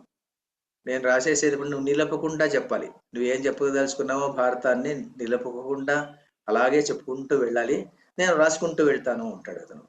మరి వేదవ్యాసుడు చాలా కష్టం కదా, మరి నిలపకుండా చెప్పాలంటే చాలా కష్టం. అందువల్ల ఆయన ఏం చేస్తాడంటే సరే నేను నిలపకుండా చెప్తాను, నేను ఒక కండిషన్ పెడతాను నీకు అంటాడు. ఏమిటి అంటే ఆయన ఏం చెప్తా అంటే సరే నేను చెప్పినదంతా నువ్వు అర్థం చేసుకుని రాయాలి అంటాడు అతనికి. ఎవరికి? గణపతికి. ఆయన దాని ఏముంది, అర్థం చేసుకుని రాసేది కదా, అర్థం కాకుండా రాయకూడదు అక్కడ. దాంట్లో ఏదైనా శ్లోకంలో ఆయనకు ఏదైనా అర్థం కాకుండా పోతే అక్కడ నిలిపి ఆలోచన చేసుకునేసి ఆ శ్లోకం అర్థం చేసుకుని తర్వాత రాయాలి అతను. అందులో ఏముంది అంటాడు, ఎందుకంటే ఆయన మాకు గొప్ప పండితుడు కదా, అతను చదువులకు గురువు అతను. అలాంటి వ్యక్తికి ఇంకేముంది కాబట్టి సరే అంటాడు అతను, ఒప్పుకునేస్తాడు. మరి ఆయన కూర్చుంటాడు. మరి ఇతను చెప్పుకుంటూ వెళ్ళేటువంటి సందర్భంలో వేదవ్యాసుని కూడా అప్పుడప్పుడు కాస్త ఆలోచించడానికి సమయం కావాలి. ఆయన ఏం చేసేటువంటి వాడు అంటే చాలా చిక్కు ఒక శ్లోకాన్ని పడేసేసి ఆయన మళ్ళీ ఆలోచనలోకి పడిపోయేవాడు. ఇతను ఈ శ్లోకాన్ని అర్థం చేసుకోవాలంటే ఒకే శ్లోకం నుంచి విభిన్నమైనటువంటి అర్థాలు ఉంటుంది. తర్వాత ఒక్కోసారి సందర్భముచితం కాకుండా ఉన్నట్టుగా అనిపిస్తూ ఉంటుంది, ఒక్కొక్కసారి ఆ శ్లోకం అర్థమే కాకుండా ఉంటుంది. అలాంటి శ్లోకాలు అన్నమాట. వీటిని గ్రంథిలు అంటారు. అంటే గ్రంథి అంటే ముడి, ఆ ముడి వేసి వదిలిపెట్టేస్తాడు వేదవ్యాసుడు. ఆ ముడిని విప్పడం చాలా కష్టము. అందుకోసం ఒక్కొక్కసారి గణపతి కూడా కొన్ని నిమిషాలు అతను ఆలోచన చేసేటువంటి వాడంట ఈ శ్లోకం అర్థం ఏమిటి అనేసి. కొన్ని సందర్భాల్లో కొన్ని రోజులు కూడా గడిచేదంట అది అర్థం చేసుకోవడానికి. అర్థం చేసుకొని అతను రాయాలి. అర్థం చేసుకొని రాసేపాటికి ఆయన కొన్ని వందల శ్లోకాలు అల్లుకునేటువంటి వాడంట వేదవ్యాసుడు. ఇలా రాసినప్పుడు వాళ్ళు ఏం చేశారంటే 3 సంవత్సరాలు పట్టింది అని రాస్తారు మహాభారతంలో. 3 సంవత్సరాల కాలంలో ఈ భారతాన్ని అంతా రచించడం జరిగిపోయింది. 3 సంవత్సరాలు అయిపోయిన తర్వాత మరి భారతం జరిగిపోయింది. దీన్ని గ్రంథిలు అంటారనమాట. గ్రంథ గ్రంథి అంటే ముడి. అట్లాంటి చిక్కుగా వేసినటువంటి ముడులు సుమారు 8,800 ముడులు ఉన్నాయని చెప్తారు మహాభారతంలో. 1,00,000 శ్లోకాల గ్రంథంలో 8,800 గ్రంథులు ఉన్నాయి అని చెప్తారు. అది కొంతమంది ఏమంటారంటే, కొంతమంది పండితుల ప్రకారము, మనమేమి రీసెర్చ్ చేసినప్పటికీ కూడా మనకు అంత గొప్పగా తెలియదు కదా. మరి సాధారణంగా రీసెర్చ్ చేసినటువంటి వాళ్ళు చాలా మంది ఏమంటారంటే, కొంతమంది వాళ్ళ ప్రకారము మన 2 వ్యూస్ చెప్తాను నేను. ఎందుకంటే మనం ఈరోజు చెప్పుకుంటుండేది లెక్చర్ టైప్ చెప్పుకుంటున్నాం, ప్రవచనం టైప్ కాదని ముందే చెప్పాను నేను. కొంతమంది ఏం చెప్తారంటే, ఈయన రాసిన వేదవ్యాసుడు రాసినటువంటి గ్రంథము కేవలం 8,800 శ్లోకాల గ్రంథము, దాన్ని చేయమని అన్నారు. ఆ చేయమన్నటువంటి గ్రంథాన్ని ఆయన ఏం చేశాడంటే, వైశంపాయనుడు అన్నటువంటి శిష్యుడిని పిలిచి ఆ శిష్యుడికి మహాభారతం అంతా చెప్పాడు. చెప్పిన తర్వాత వైశంపాయనుడు ఏం చేశాడు, అతను పరీక్షిత్తు ఉన్నటువంటి వాడు, ఇతను జనమేజయుడు సర్పయాగం చేసిన తర్వాత జనమేజయుడు తన తండ్రుల యొక్క, తన ముత్తాతల యొక్క వివరాలన్నీ తెలుసుకోవాలి, వాళ్ళ చరిత్రలంతా తెలుసుకోవాలి అనుకున్నప్పుడు వైశంపాయన్ని అక్కడ నియోగిస్తాడు. వైశంపాయన్ని నియోగించి ఈ జనమేజయుని యొక్క ఆస్థానంలో ఈ భారతాన్ని చెప్తాడు అతను. అప్పుడు 8,800 శ్లోకాలు కూర్చొనేసి ఆయన చెప్పడం మొదలుపెట్టాడు. మరి ఇతను కొన్ని ప్రశ్నలు అడుగుతూ వచ్చాడు, మధ్య మధ్యలో కొన్ని సందేహాలు అడుగుతూ వచ్చాడు జనమేజయుడు. అడిగినప్పుడు దానికోసం కాస్త విస్తరించాడు అతను. అంటే వేదవ్యాసుని యొక్క హృదయానికి అనుగుణంగా, వేదవ్యాసుని మనస్సుకు అనుగుణంగా మలుచుకుంటూ ఆయన కొన్ని చెప్పాడు. అంటే వేదవ్యాసుని యొక్క ఒరిజినల్ థింకింగ్ కు డీవియేట్ కాకుండా ఉండే విధంగా ఆయన చెప్పుకుంటూ వచ్చాడు. చెప్పుకుంటూ వచ్చేటువంటి సందర్భంలో ఆయన ఏం చేశాడు, దాన్ని విస్తరించి 24,000 శ్లోకాలు చేశాడు. అది భారతమైంది. తరువాత దీన్ని ఏమైపోయింది, భారతాన్ని కొంతమంది వ్యక్తులు, ఉగ్రశ్రవుడు ఉన్నటువంటి వ్యక్తి, అంటే అతను సూతుని యొక్క పుత్రుడు, అతను రోమహర్షణుడు ఉన్నటువంటి సూతుని యొక్క పుత్రుడు ఉగ్రశ్రవుడు ఉన్నటువంటి అతను ఆ సభలో ఉన్నటువంటి వాడు. అతను ఆ భారతాన్ని విన్నాడు. విని ఆయన ఏం చేశాడంటే, దీన్ని ఇంకా ప్రచారం చేయాలనేటువంటి ఉద్దేశంతో ఎక్కువ మంది ఋషులు ఎక్కడ కనిపిస్తారా అని వెతుక్కుంటూ వచ్చాడంట. అతను వెతుక్కుంటూ వస్తే నైమిషారణ్యంలో ఇతను ఆయన కులపతి ఒకతను ఉన్నారు. అతని పేరేమి, మా పేరు గుర్తురావడం లేదే, అతను ఉంటాడనమాట. శౌనకుడు ఉన్నటువంటి ఋషి ఉంటాడు. శౌనకుడు ఉన్నటువంటి ఋషి ఉన్నప్పుడు ఆ శౌనకుడు ఉన్నటువంటి వాడు కులపతి. అతను కులపతి అంటే ఇప్పుడు ప్రస్తుతం మనం వైస్ ఛాన్సలర్ అంటాం కదా. అంటే ఒక్కసారిగా అతను 10,000 మంది శిష్యులను చెప్పగలిగేటువంటి సామర్థ్యం ఉన్నటువంటి వాడు, శక్తి ఉన్నటువంటి వాడు. ఒకే సమయంలో 10,000 మంది శిష్యులకు పాఠం చెప్పేటువంటి శక్తి సామర్థ్యాలు ఉన్నటువంటి వాడు. ఆ 10,000 శిష్యులు కూడా ఒకడొకడు ఒక సిద్ధాంతం ఉండొచ్చు, ఒకడు లాజిక్ ఉండొచ్చు, ఇంకోటి మరొకటి ఉండొచ్చు, ఒకటి గ్రామర్ ఉండొచ్చు, ఇంకోటి ఏదో ఉండొచ్చు. అన్నిటినీ చెప్పగలిగినటువంటి సామర్థ్యం, ఒకే సమయంలో చెప్పేటువంటి సామర్థ్యం ఉన్నటువంటి వాడు కులపతి ఆ కాలంలో. ఆ కులపతినే ఇప్పుడు మనం వైస్ ఛాన్సలర్ అనుకుంటాం మనము. కానీ ఆ 10,000 మంది విద్యార్థులకు పాఠం చెప్పేటువంటి శక్తి ఉన్నటువంటి వాడు అతనికి. అతని దగ్గర 10,000 మంది శిష్యులు ఉంటారు. వాళ్ళంతా పెద్ద పెద్ద మహర్షులు వాళ్ళంతాను. అలాంటి స్థలానికి ఇతను వస్తాడు. వాళ్ళు సత్రయాగం చేస్తుంటారు. సత్రయాగం చేసేటువంటి సందర్భంలో 12 సంవత్సరాల సత్రయాగం అది. అంటే యాగం మొదలు పెడితే 12 సంవత్సరాలు నిరాఘాటంగా సాగాలి, అదే సత్రయాగం అంటారు. అలాంటి యాగం వాళ్ళు చేస్తుంటారు. అలాంటి సందర్భంలో ఇతను వచ్చినప్పుడు విరామంలో, వాళ్ళు యజ్ఞం చేసేటువంటి సందర్భంలో విరామంలో అలా బయటకు వచ్చి వాళ్ళు ధర్మము ఇలాంటి విషయాలు చర్చించుకునేటువంటి వాళ్ళంట ఋషులంతాను. ఏనండి, పగలంతా మంత్రాలు చెప్పలేరు కదా, అప్పుడప్పుడు రెస్ట్కి వచ్చి మనం ఇప్పుడు టీకి కాఫీకి వెళ్ళినట్టుగా అప్పటి కాలంలో వాళ్ళు వచ్చి ధర్మము అర్థము అలాంటి చర్చలు జరుపుకునేటువంటి వాళ్ళ భోజనం చేసేటువంటి సందర్భంలో, అలాంటి సమయంలో వాళ్ళు ఈ సూతుని చూస్తారు. ఎవరిని? ఉగ్రశ్రవుడు ఉన్నటువంటి వాడిని చూస్తారు. ఈయన ఎవరైనా రోమహర్షుని పుత్రుడు. ఈయన అక్కడి నుంచి వచ్చాడు. ఎక్కడి నుంచి వచ్చాడు? జనమేజయుని ఆస్థానం నుంచి ఇక్కడికి వచ్చాడు అతను. జనమేజయుని ఆస్థానంలో వైశంపాయనుడు చెప్పగా అతను విన్నాడు. విని ఇక్కడికి వచ్చాడు అతను. వచ్చి ఈయన ఏం చేశాడంటే, ఇతని గురించి చాలా మందికి అప్పటికే తెలుసు. ఋషులంతా అతనికి పాదాభివందనం చేసి, నువ్వు చాలా గొప్ప వ్యక్తి, నీకు అన్ని కథలు తెలిసినటువంటి విషయం మాకు తెలుసు, కాబట్టి మీరు మాకు ఏదైనా చెప్పాల్సింది అని చెప్పేసి వాళ్ళు కోరుకునేటువంటి సందర్భం అన్నమాట. అప్పుడు వాళ్ళు, మా కులపతి వస్తాడు, ఆయన మీతో కోరుతాడు ఉంటాడు. కులపతి వస్తాడు. కులపతి వచ్చిన తర్వాత ఆయన ఇతను ఉగ్రశ్రవుడిని చూస్తాడు. చూసిన తర్వాత ఏం చెప్తా అంటే, మరి ఈ ఉగ్రశ్రవుడు ఉన్నటువంటి వాడికి ఆ శక్తి ఉందా లేదా అతను పరీక్ష చేసుకోవాలి ఫస్ట్. మరి ఒకటే సరే మహాభారతం చెప్పని చెప్పడానికి ఇతనికి ఆ అర్హత ఉందా లేదా తెలుసుకోవాలి కదా. అందువల్ల ఆ కులపతి వచ్చేసి భార్గవ వంశానికి చెందినటువంటి వాడు. భార్గవ వంశ చరిత్ర అంతా అతనికి స్పష్టంగా తెలుసు. అందువల్ల ఇతనితో ఏమంటాడంటే, నీకు అన్ని రాజ్య చరిత్రలు, వంశ చరిత్రలు తెలుసు కదా, కాబట్టి భార్గవ వంశ చరిత్రను గురించి నాకు మొదటి చెప్పు అని అంటాడు. అంతే. కానీ అది విన్న తర్వాత నేను నిర్ణయిస్తాను అదంతా అట్లా అంతా చెప్పకూడదు. ఎందుకంటే గొప్ప వ్యక్తి, సూతుడు వచ్చినటువంటి వాడు, ఉగ్రశివుడు చాలా గొప్ప వ్యక్తి. అతన్ని కించపరచకూడదు. అలాంటి సందర్భంలో అతనికి ఒకేసారి అతనికి ఆ అర్హత ఉందా లేదా తెలియకుండా కూడా ఇవ్వకూడదు. అందువల్ల ఆయన ఏం చేస్తాడంటే, నీవు ఫస్ట్ నాకు భార్గవ వంశ చరిత్ర చెప్పు, తర్వాత చూద్దాం మహాభారతం అంటాడు. ఆయన భార్గవ వంశ చరిత్ర అంతా చాలా క్షుణ్ణంగా చెప్తాడు.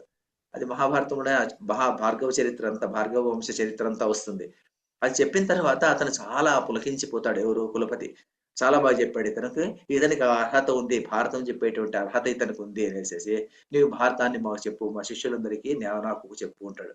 అప్పుడు ఆయన ఏం చేస్తాడంటే, ఆ భారతాన్ని విన్నటువంటి 24,000 శ్లోకాలు చెప్పుకుంటూ వచ్చాడు.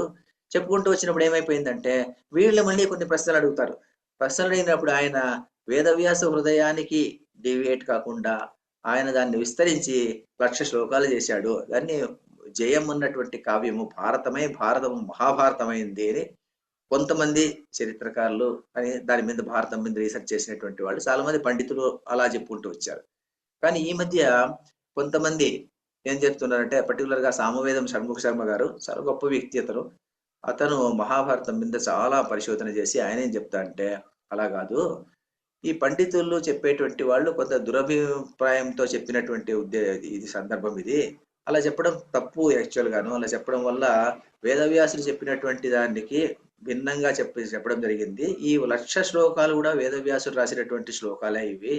కానీ దీన్ని మొదట జయమని, మళ్ళీ భారతం అని, మహాభారతం అని అనుకోకూడదు. ఈ 3 కూడా పర్యాయ పదాలనే అర్థం చేసుకోవాలి అని ఆయన ఏం చెప్తాడు. ఎందుకు జయం అనేటువంటి పేరు వచ్చింది అనే దానికి కారణం కూడా ఆయన చెప్తాడు అనమాట. మనము భారతం చదివేదానికి ముందు ఒక శ్లోకం వస్తుంది. నారాయణం నమస్కృత్య నరంచైవ నరోత్తమం దేవీం సరస్వతీం వ్యాసం తతో జయముదీరయేత్. జయం అన్నటువంటి దాన్ని నేను చెప్తాను, సూతుడు చెప్పేటువంటి శ్లోకం ఇది.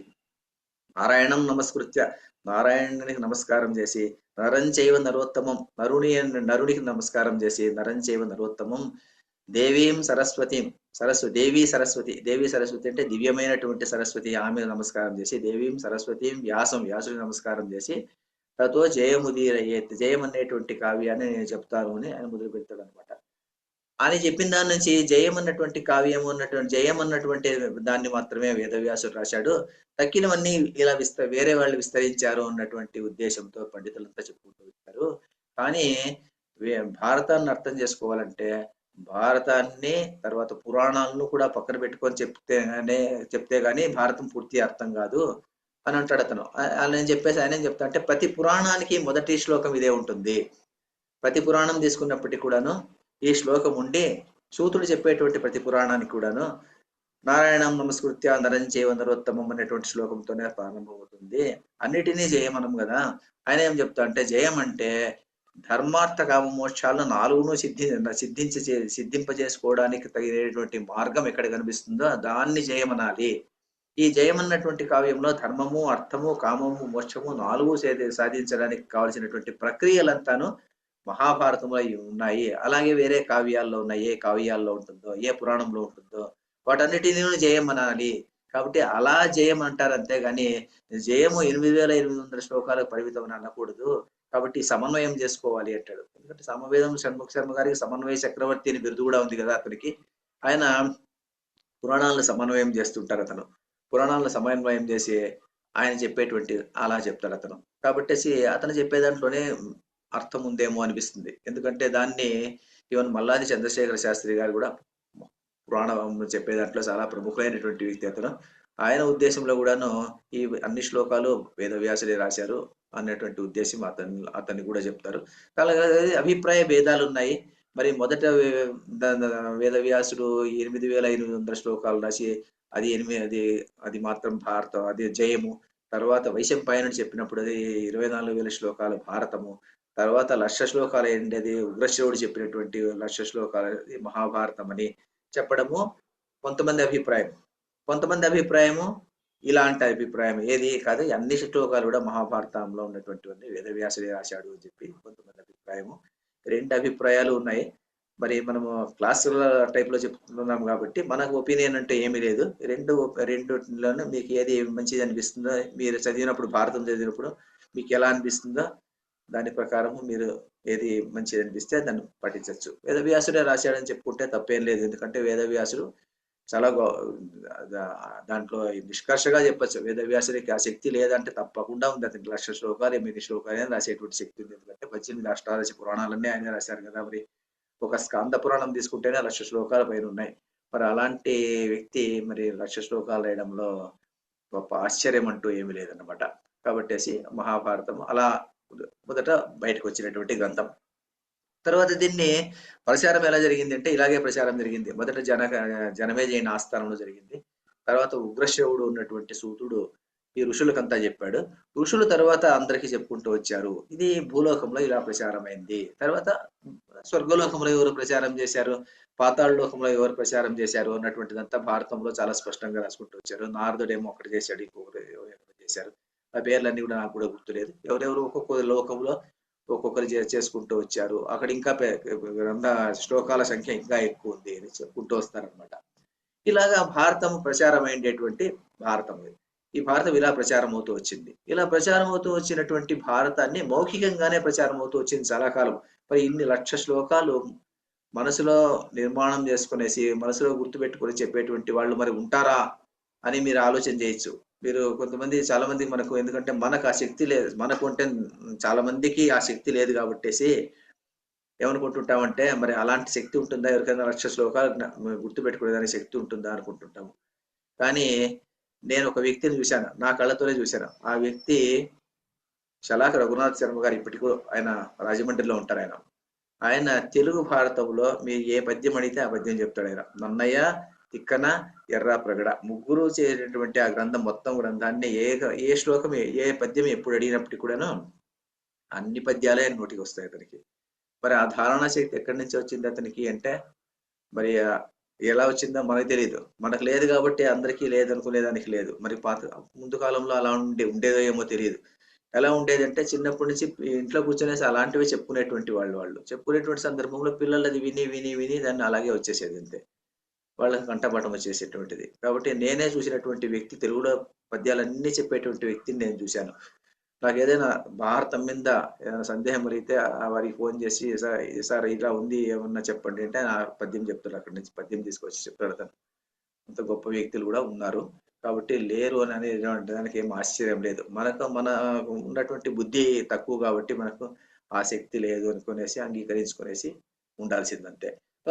భారతము ఇలా అలా విస్తారం అవుతూ వచ్చింది. తర్వాత దాన్ని ఏం చేశారంటే 1883 వరకు, అంటే 1883 సంవత్సరం వరకును ఇది వేరే భాషల్లో అప్పటికే ట్రాన్స్లేట్ అయిపోయింది. ఎందుకంటే టర్క్స్ వీళ్ళంతా వచ్చినప్పుడు 7వ శతాబ్దంలోనే ఈ మహాభారతాన్ని తీసుకెళ్లేసి వేరే భాషలో అనువాదం చేసుకున్నారు. తర్వాత దీన్ని పర్టికులర్ గా మన జహంగీర్ తమ్ముడు ఉన్నాడు, దారాషుకో ఉన్నాడు కదా. దారాషుకో అన్నటువంటి వ్యక్తి ఔరంగజేబు యొక్క అన్న. అతను ఈ మహాభారతం మీద చాలా ఆసక్తి చూపేసినటువంటి వాడు అంట. అతను అరేబియన్ లాంగ్వేజ్ లోకి, తర్వాత టర్కిష్ లాంగ్వేజ్ లోకి అతను అనువదింపజేశాడు. అతను ఎవరు ఆ కాలంలోనే. అప్పటికే వేరే వేరే దేశాలకంతా ప్రచారం అయిపోయింది.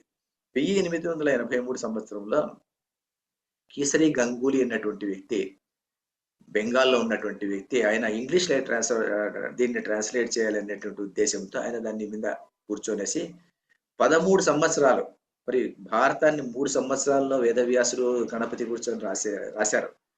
అదేమి వాళ్ళకేమి అలాంటి కథను ఉన్న కథను మళ్ళీ అనువదించడానికి, ఇంగ్లీష్ లో అనువదించడానికి 13 సంవత్సరాలు పెట్టింది. 13 సంవత్సరాలు తను అనువదించాడు. తర్వాత మనకు దాన్ని ఇంగ్లీష్ లోకి అలా వచ్చింది అనమాట. తర్వాత కొంతమంది వ్యక్తులు రీసెంట్ గా కూడా కొంతమంది దాన్ని ట్రాన్స్లేట్ చేశారు. తర్వాత చాలా తక్కువ మంది ఇంగ్లీష్ లో ట్రాన్స్లేట్ చేసినటువంటి వాడు. అంటే ట్రూ ట్రాన్స్లేషన్ కనిపిస్తుంది. గంగూలీ ట్రాన్స్లేషన్ తీసుకుంటే మీరు శ్లోకం ఉంటుంది, కింద ఇంగ్లీష్ అర్థం ఉంటుంది. తర్వాత ఇంకేం అభిప్రాయాలు కానీ దాని మీద చర్చ ఏముండదు అనమాట. True translation as it is ఉంటుంది. అలా చేసుకుంటూ అతను వచ్చారనమాట. సో అది అలా ప్రచారం అయింది. తర్వాత ఎలా ప్రచారం అయింది అంటే వివిధ భాషల్లోకి ట్రాన్స్ఫర్. గీతా ప్రెస్ వాళ్ళు, మన గీతా ప్రెస్ ఉంది కదా, గోరఖ్పూర్ వాళ్ళది గీతా ప్రెస్ వాళ్ళు కూడాను దీన్ని సంస్కృతంలో ఉన్నటువంటి శ్లోకము దాని అర్థము పెట్టి మహాభారతాన్ని సుమారు 8 గ్రంథాలుగా ప్రచురణ చేశారు వాళ్ళు.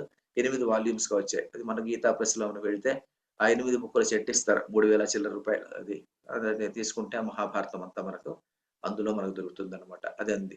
తర్వాత కుంభకోణం ప్రతి అని ఒకటి ఉంది. ఎందుకంటే ఇది మహాభారతము కొన్ని స్థలాలకు వెళ్ళినప్పుడు అక్కడ ఉన్నటువంటి ఋషులు గాని, అక్కడ ఉన్నటువంటి గొప్ప వ్యక్తులు గాని ఆ శ్లోకాలు చెప్పేటువంటి సందర్భంలో వాళ్ళు కొన్ని ప్రతులు అక్కడ అక్కడ రాసుకుంటూ వచ్చారు కొన్ని ప్రదేశాల్లో.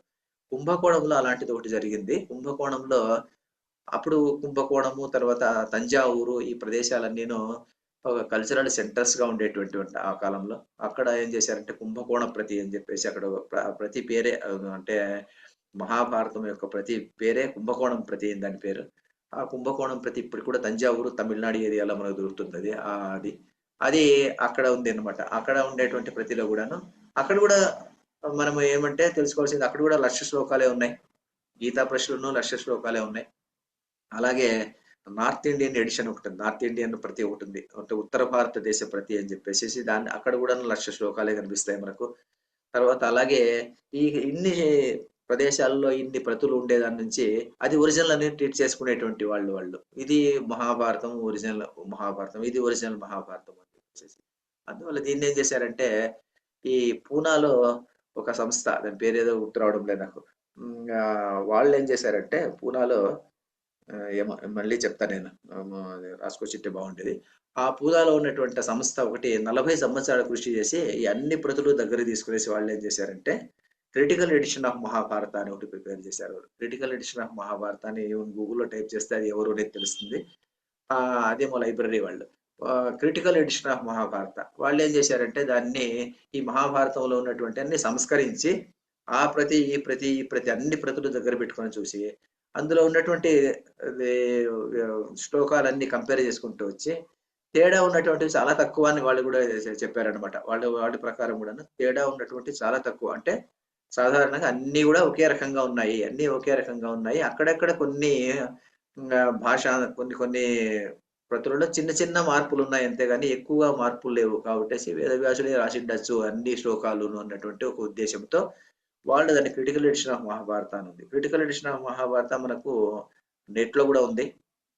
తర్వాత మహాభారతం మనకు కనిపిస్తుంది అనమాట. అంటే కేవలం సాంస్క్రిట్ లో ఉంది క్రిటికల్ ఎడిషన్ ఆఫ్ మహాభారత. అది ఇప్పటికి కూడా మనకు దొరుకుతుంది. అది ఒక మహాగ్రంథం అది. సో ఇలాగా మనకు పుస్తకాలు కావాలంటే ఒరిజినల్ మహాభారతం మూల భారతాన్ని చదవాలంటే ఈ గ్రంథాలను మనం చదవాల్సి ఉంటుంది. తర్వాత ఈ గ్రంథాలు చదివితే మనకు అర్థమవుతుందా అంటే చాలా తక్కువగా అర్థమవుతుంది. ఎందుకంటే మహాభారతంలో ఉన్నటువంటి శ్లోకం అర్థమైంది అనుకోండి, ఒకవేళ సంస్కృతం వచ్చి శ్లోకం అర్థమైనప్పటికీ కూడాను ఆ శ్లోకం యొక్క అంతర్గత భావం ఉంటుంది కదా, అంతర్గత భావం అర్థమయ్యే కొన్ని సందర్భాల్లో కష్టం. అలాంటి సందర్భాల్లో ఎందుకంటే మనం చూసాం కదా 8,800 శ్లోకాలు చాలా చిక్కు ప్రశ్నలు అని చెప్పేసి. ఉదాహరణకు విరాటపురం ఉంది. విరాటపురానికి ముందు పాండవులంతాను మరి వనవాసానికి వెళ్ళాలి. వనవాసానికి వెళ్ళేటువంటి సందర్భంలో కూడా పాండవులు వారణావతారానికి వెళ్తారు.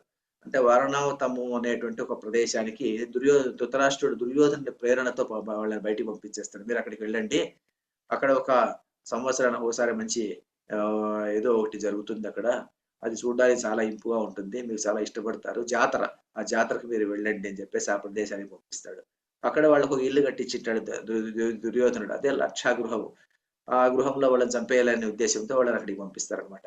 పంపించేటువంటి సందర్భంలో మరి వాళ్ళందరూ వెళ్తుంటారు, మరి కొంతమంది ప్రజలు కూడా వాళ్ళు వింటూ ఉంటారు. అలాంటి సందర్భంలో విదురుడు వచ్చేసి ఒక 2 శ్లోకాలు ఉన్నాయి ఇక్కడ.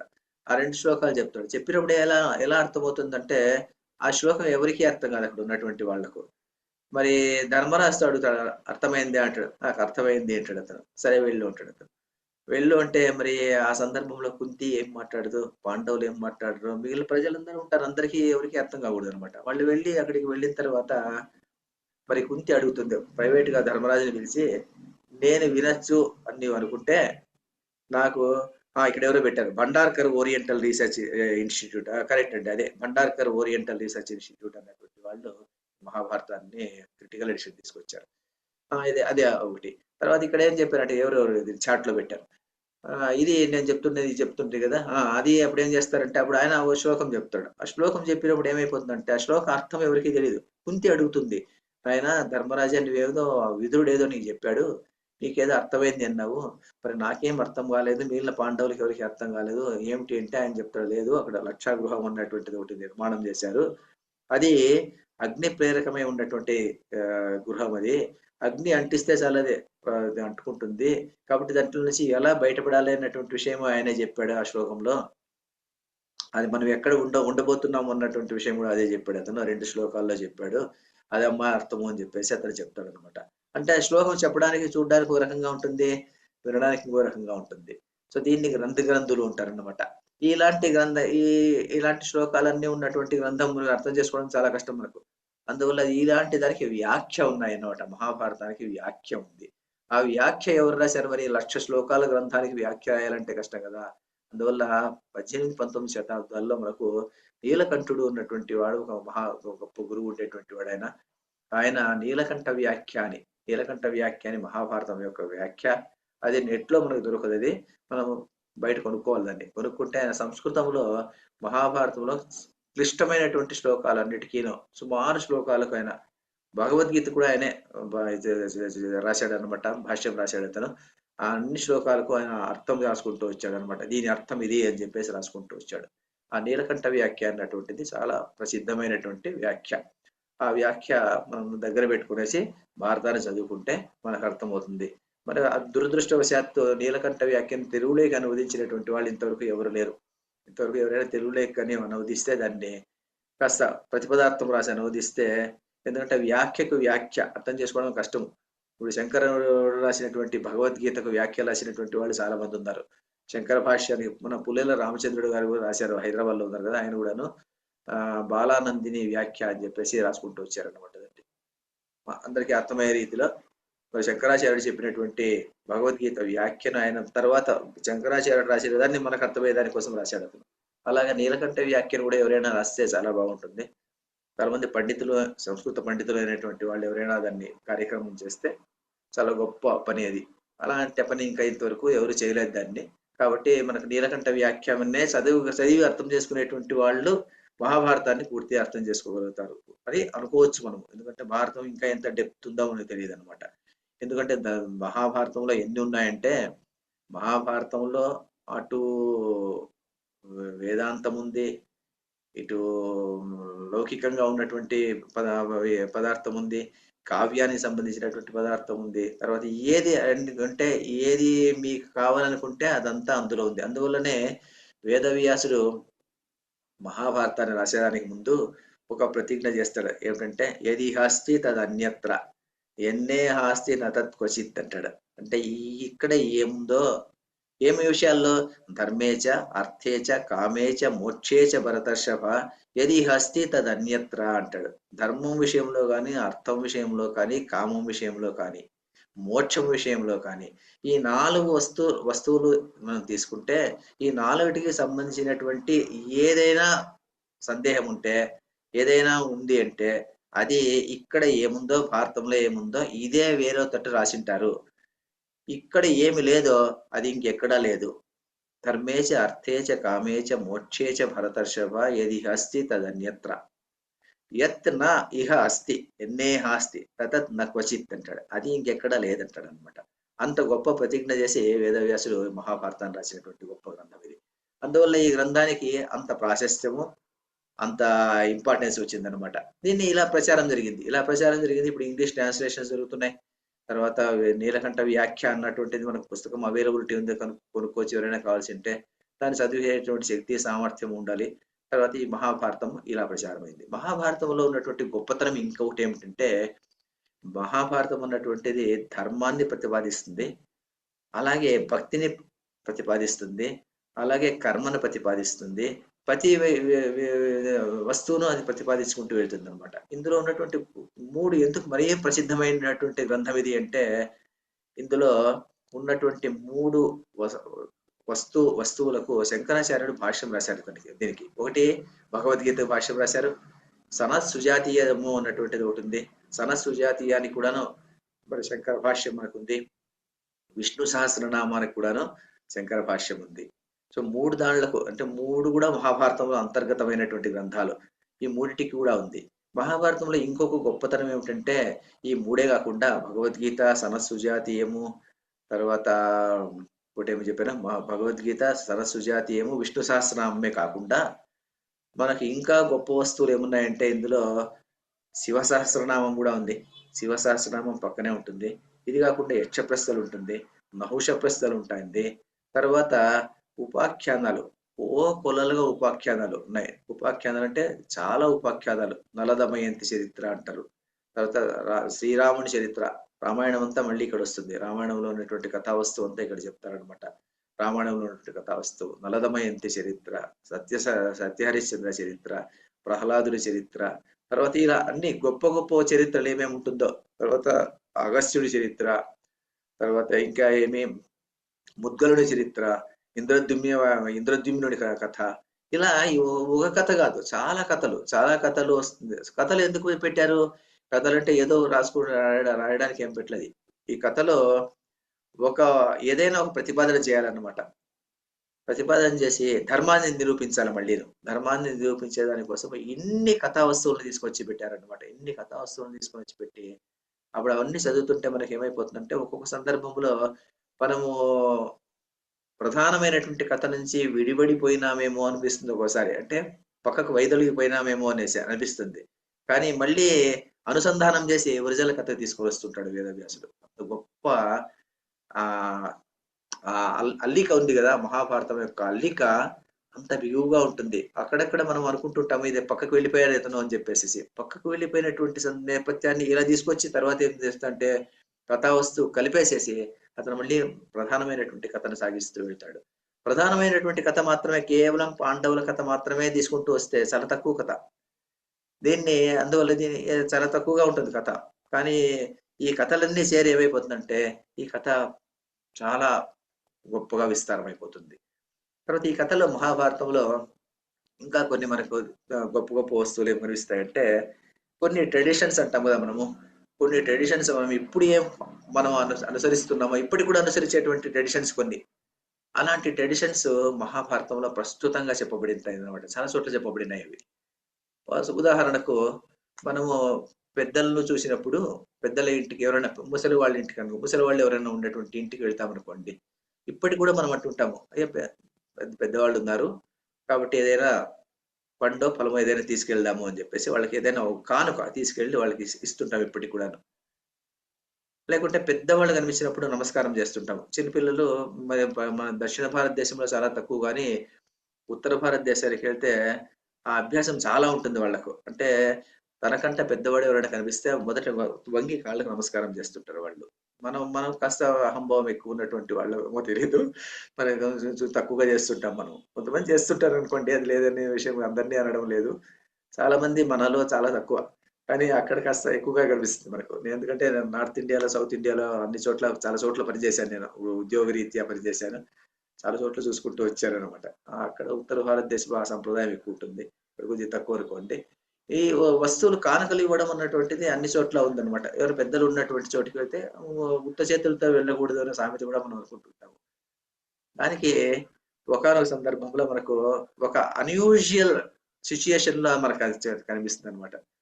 అది ఏంటంటే మహాభారత యుద్ధం జరుగుతూ ఉంటుంది అనమాట. మహాభారత యుద్ధం జరిగేటువంటి సందర్భంలో ఇలాంటిది కూడా తీసుకొస్తుంటాడు. ఎందుకంటే మనకి ఇంట్రెస్ట్ క్రియేట్ చేయడానికి కోసము వేదవ్యాసు ఇలాంటి కొన్ని తీసుకువస్తుంటాడు. ఆయన ఏం చెప్తాడంటే ఆ రోజు రాత్రి యుద్ధం నిషిద్ధము, రాత్రి యుద్ధం చేయకూడదు. కానీ ఈ ఘటోత్కచుడును తర్వాత అలంబాసుడు ఆ వైపు, తర్వాత ఈ వైపు ఘటోత్కచుడు, ఇద్దరు రాక్షసు యుద్ధం రాత్రి మొదలు పెడతారు వీళ్ళిద్దరు.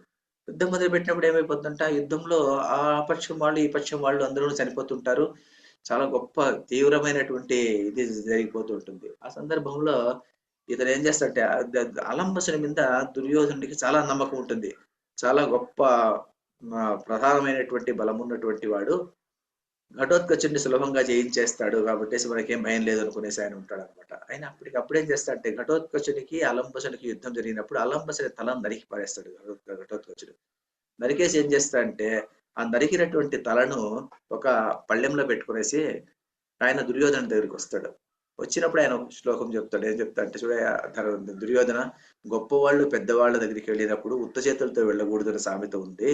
కాబట్టి నీకు ఈ వస్తువుని తీసుకొచ్చి నీకు ఇస్తున్నాను చూడు అని చెప్పేసి ఆ వస్తువును అతను అర్పిస్తాడు అనమాట. మన ట్రెడిషనే కదా ఇది. ట్రెడిషన్ ఉంది కదా లేదా? ట్రెడిషన్ ఉందా లేదా? ట్రెడిషన్ ఉంది. ఏమిటి ట్రెడిషన్? పెద్దవాళ్ళ ఇంటికి వెళ్ళినప్పుడు మనం ఏదైనా వస్తువుని తీసుకెళ్ళాలి అని చెప్పేసి. మరి ఘటోత్కచుడు ఏం వస్తువు తెచ్చిస్తున్నాడు ఇతనికి? అలంబరస్తుని యొక్క తలను తీసుకొని వచ్చి అతని దగ్గర పెట్టి మరి ఈ సామెత అని చెప్తాడు అతను. ఈ సామెత అని చెప్తాడు. ఈ సామెత అంటే మనకి దాన్ని బాగా ఆ కథను పక్కన పెట్టి ఆ సందర్భాన్ని మాత్రం తీసుకుంటే మనకి ఏమర్థమవుతుందంటే 5000 సంవత్సరాల కింద జరిగినటువంటి మహాభారతంలో ఉన్నటువంటి ట్రెడిషన్ అప్పటికే ఈ ట్రెడిషన్ ఉండింది. అంటే అనూచానంగా మన సంస్కృతి ప్రవాహం ఇలా జరుపుకుంటూ వచ్చింది అని తెలుస్తుంది మనకు.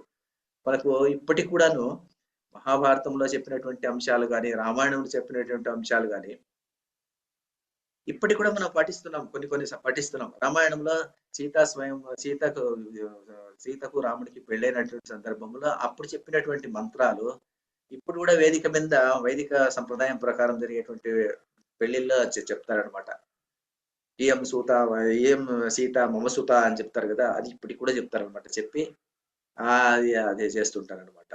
అది ఎందుకు ఇవన్నీ వచ్చినాయంటే మనకు ఆ ట్రెడిషన్స్ అన్నటువంటిది అప్పటి నుంచి వచ్చినటువంటి ట్రెడిషన్స్ ఇప్పటి వరకు అలాగే సాగిపోతూ ఉంటుంది అనమాట. సో పెద్దలకు నమస్కారం చేసేది కూడా ఇది కూడా మనకు తెలుస్తుంది అనమాట. శ్రీకృష్ణ పరమాత్మ ఎప్పుడు పాండవుల దగ్గరికి వచ్చినప్పటికి కూడాను ధర్మరాజుకు నమస్కారం చేస్తాడు. ఎందుకంటే ధర్మరాజు తనకన్నా పెద్దవాడు. ధర్మరాజు శ్రీకృష్ణుడికి కాళ్ళ పాదాభివందనం చేసినట్టు ఎక్కడా మనకు భారతంలో కనబడదు అనమాట. శ్రీకృష్ణుడు ధర్మరాజుకు పాదాభివందనం చేస్తాడు. మరి భీముడు, అర్జునుడు, నకులు, సహదేవులు వీళ్ళంతా శ్రీకృష్ణుడికి పాదాభివందనం చేస్తారు. శ్రీకృష్ణుడు కుంతికి పాదాభివందనం చేస్తాడు. ఇలా చాలా క్లియర్ గా చెప్తారనమాట. చెప్పినప్పుడు ఏమి మనకు స్పష్టంగా అర్థమవుతుంది, తనకన్నా పెద్దవాడు కనిపించినప్పుడు, వయోవృద్ధుడు తనకన్నా పెద్దవాడు కనిపించినప్పుడు వెంటనే వంగి నమస్కారం చేయాలి అన్నటువంటి సంస్కారము అప్పటి నుంచి ఇప్పటి వరకు మనకు ఉందా లేదా? ఉంది. కాబట్టి ఇలాంటి ట్రెడిషన్స్ అన్నటువంటి కూడా మహాభారతంలో చాలా చాలా కనిపిస్తాయి. అందువల్ల నేను ఈ మధ్యన ఒక పుస్తకం రాయడానికి మొదలుపెట్టాను, ట్రెడిషన్స్ ఇన్ మహాభారత అని చెప్పేసి. అది అవుతుంది. అది ఎప్పటికి అవుతుందో తెలియదు. మరి ట్రెడిషన్స్ ఇన్ మహాభారత అంటే చిన్న చిన్న ట్రెడిషన్స్ ఏముంటుందో అవన్నీ తీసుకుంటూ వచ్చారనమాట. తీసుకుంటూ వచ్చి మరి భార్య ఎడం పక్క ఉండాలా, కుడి పక్క ఉండాలా, అలాంటిది కూడా మహాభారతంలో అక్కడక్కడ కనిపిస్తుంది. అంటే కథలో కనిపించేస్తుంది మనకు. కథలో కనిపిస్తుంది, వాళ్ళు చెప్పరనమాట. కుడి కన్ను ఎదిరిందా, ఎడం కన్ను ఎదిరిందా, శకున శాస్త్రం. ఆ శకున శాస్త్రం ఎక్కడుందో మనకు తెలియదు అనమాట. శకున శాస్త్రం మరి మహాభారతంలో అప్పటికే అది నమ్మేటువంటి వాళ్ళు. అది ఇప్పటికీ మనం నమ్ముతున్నాము. మరి ఎంత రేషనలిస్టులు అయినప్పటికీ కూడా ఇప్పటికి కూడా మనం చాలా మంది అది నమ్ముతారనమాట. మనం ఇప్పటికి కూడా శాటిలైట్ లాంచ్ చేసేటువంటి సందర్భంలో కూడాను వాళ్ళు దినము వార నక్షత్రం చూస్తున్నారు అనమాట, చూసి చేస్తున్నారు. తర్వాత చాలా మంది ఈవెన్ ప్రమాణ స్వీకారం చేసేటువంటి సందర్భంలో ఈరోజు అష్టముందా, ఇంకోటి ఉందా, నవముందా చూస్తారు, ఏదైనా ఉందా చూస్తున్నారు. ఎందుకు చూస్తున్నారు? ఇవన్నీ చూస్తున్నారంటే అందులో ఏముందో మనకు తెలియదు. ఇందులో దానివల్ల ఎందుకు అది పెట్టారో తెలియదు మనకు. కానీ అలాంటి సంస్కారం అంటే అది సైంటిఫిక్ అని నేను అన్నాను, సైంటిఫిక్ కాదు అని కూడా నేను అన్నాను. ఎందుకంటే మనము అది చర్చ చేసేటువంటి శక్తి సామర్థ్యాలు లేనటువంటి వాళ్ళు అన్నటువంటి అభిప్రాయంతో మరి అది అక్కడ ఉండి ఇప్పుడు కూడా పాటిస్తున్నాం మనము. అంటే మహాభారతం యొక్క మన మూలాలు మహాభారతంతో ఎంత పెనవేసుకున్నాయి, మన మూలాలు రామాయణంతో ఎంత పెనవేసుకున్నాయి అని చెప్పడానికి కోసం మాత్రమే నేను ఈ రెండు చెప్పారనమాట. సో ఇలా అలాగే దసరా రోజు జమ్మి చెట్టుకు వెళ్తాము. మరి ఎక్కడి నుంచి వచ్చింది ఆ జమ్మి చెట్టుకు వెళ్ళడము? జమ్మి చెట్టుకు ఆ ప్రాధాన్యత ఎందుకు వచ్చింది? మహాభారతంలో విరాటపురంలో కనిపిస్తుంది మనకు. తర్వాత విరాటపురంలో చదివితే వర్షం వస్తుంది అని చెప్పేసి ఇప్పటికి కూడా మా పల్లెల్లో నమ్ముతారు. ఎందుకు నమ్ముతారు దాన్ని? ఎందుకోసం వచ్చింది? మహాభారతం నుంచి మనకు తెలుస్తుంది అది ఎందుకు వచ్చింది అనేటువంటిది. అవన్నీ విస్తారంగా చెప్పాలంటే చాలా సమయం పడుతుంది. అది ఈ రోజు చెప్పేటువంటి విషయం కాదు అది. సో ఇలా మనకు మహాభారతంలో ట్రెడిషన్స్ అన్ని మనకు అలా వస్తూ వచ్చాయి అనమాట. చాలా ట్రెడిషన్స్ మనం ఇప్పుడు ఫాలో అయ్యేటువంటి ట్రెడిషన్స్ అన్ని మహాభారతంలో ఆ మూలాలు మనకు కనిపిస్తాయి. కాబట్టి మహాభారతం అన్నటువంటిది ఎంత మనకు ఒక రకంగా మనకు ఎంత ఇంబైబ్ అయిపోయింది మన సంస్కృతిలో అంటే అంత గొప్పగా సంస్కృతిలో ఇంబైబ్ అయినటువంటి మహాకావ్యము. ఇందులో మరి ఏదో ఒక రిలీజియన్ సంబంధించినటువంటి ప్రస్తావన అన్నటువంటిది నాకు ఎక్కడ కనబడదు అనమాట. భగవంతుడిని పూజించి ఉంటారు. మరి భగవద్గీతలో చెప్పేటువంటి సందర్భంలో ఒక ఒక తత్వాన్ని పూజించి ఉంటారు కానీ నిరాకార బ్రహ్మనే ముఖ్యంగా చూసి చెప్తారే కానీ మరి ఇంకేదో మనము అది ఇది చెప్పి నేను చెప్పిందంతా విను అక్కడ చెప్పారు. భగవద్గీతలో కూడా 18వ అధ్యాయంలో శ్రీకృష్ణ పరమాత్మ చెప్తాడు, నేను ఎంత చెప్పాను నీకు, నువ్వంతా విన్నావు, నీకు ఇది ఇష్టమైతే ఆచరించు, లేకపోతే లేదు, అది నీకు సంబంధించినటువంటి విషయము అని చెప్తాడే కానీ నేను చెప్పాను కాబట్టి నువ్వు ఇది ఫాలో కా అని చెప్పడం అనమాట. వేరే మతాలకు మన హిందూ సనాతన ధర్మానికి ఉన్నటువంటి భేదము, గొప్ప భేదం అదే.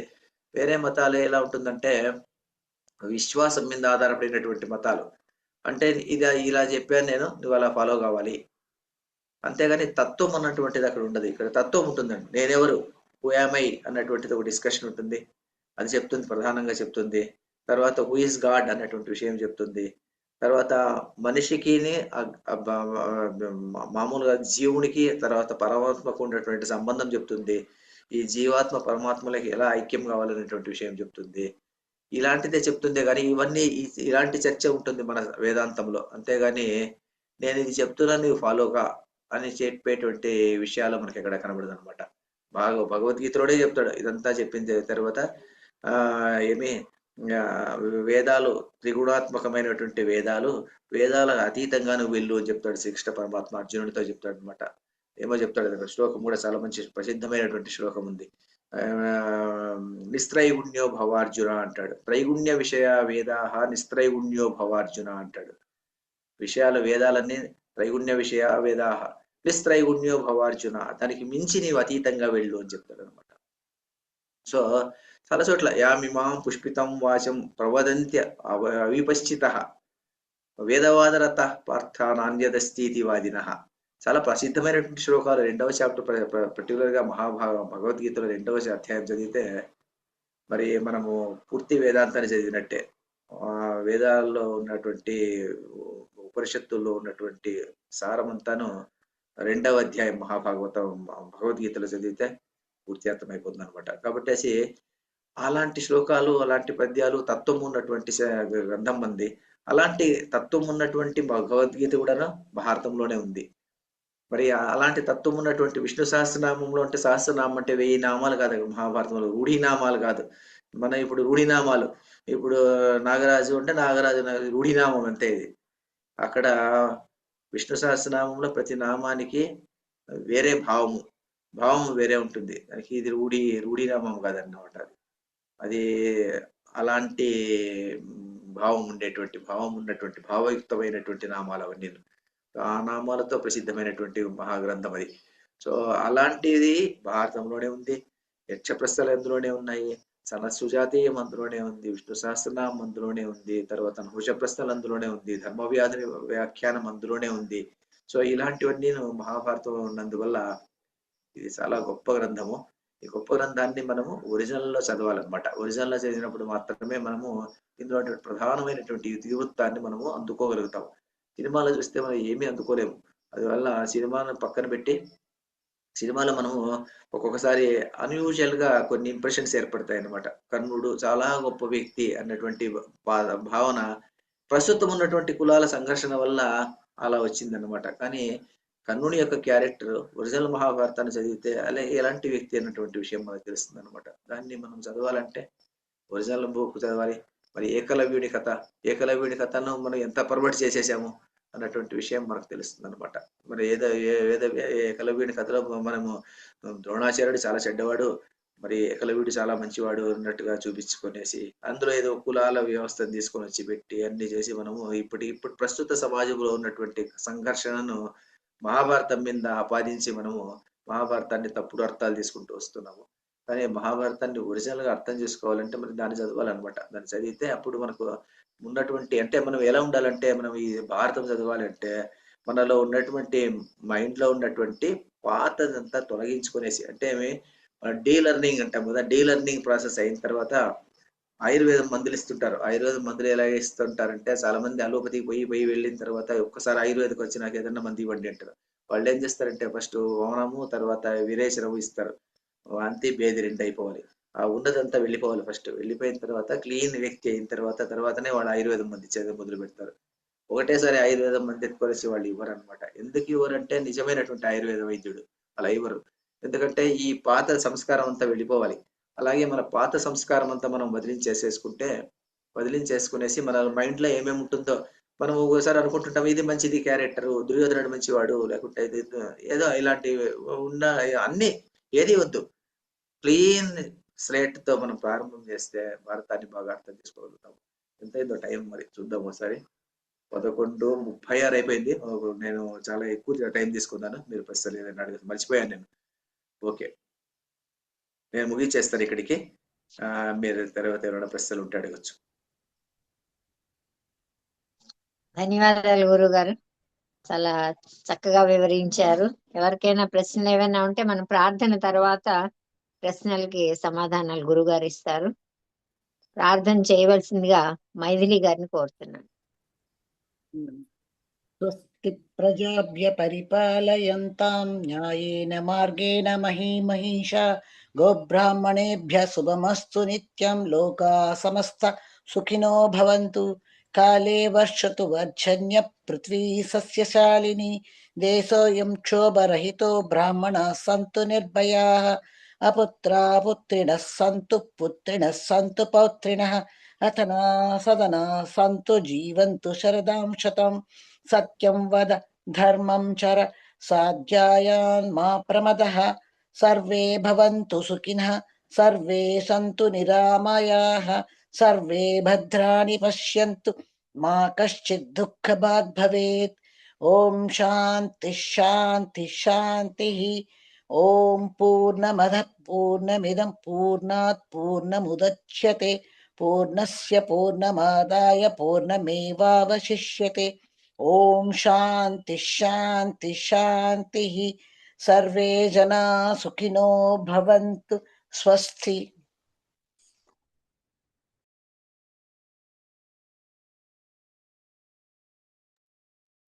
ధన్యవాదాలండి. ఇలా మేడం మీరు చేస్తారా జనగణమన, లేకపోతే నేను చేయనా? చేస్తాను.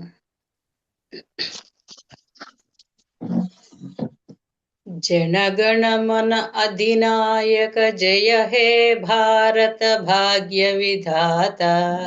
पंजाब सिंधु गुजरात मराठा द्राविड उत्कल वंगा विंध्य हिमाचल यमुना गंगा उज्ज्वल जलधि तरंगा. तव शुभ नामे जागे तव शुभ आशीष मागे. गाहे तव जय गाथा जनगण मंगलदायक. जय हे भारत भाग्य विधाता. जय हे जय हे जय हे जय जय जय जय हे. जय हिंद.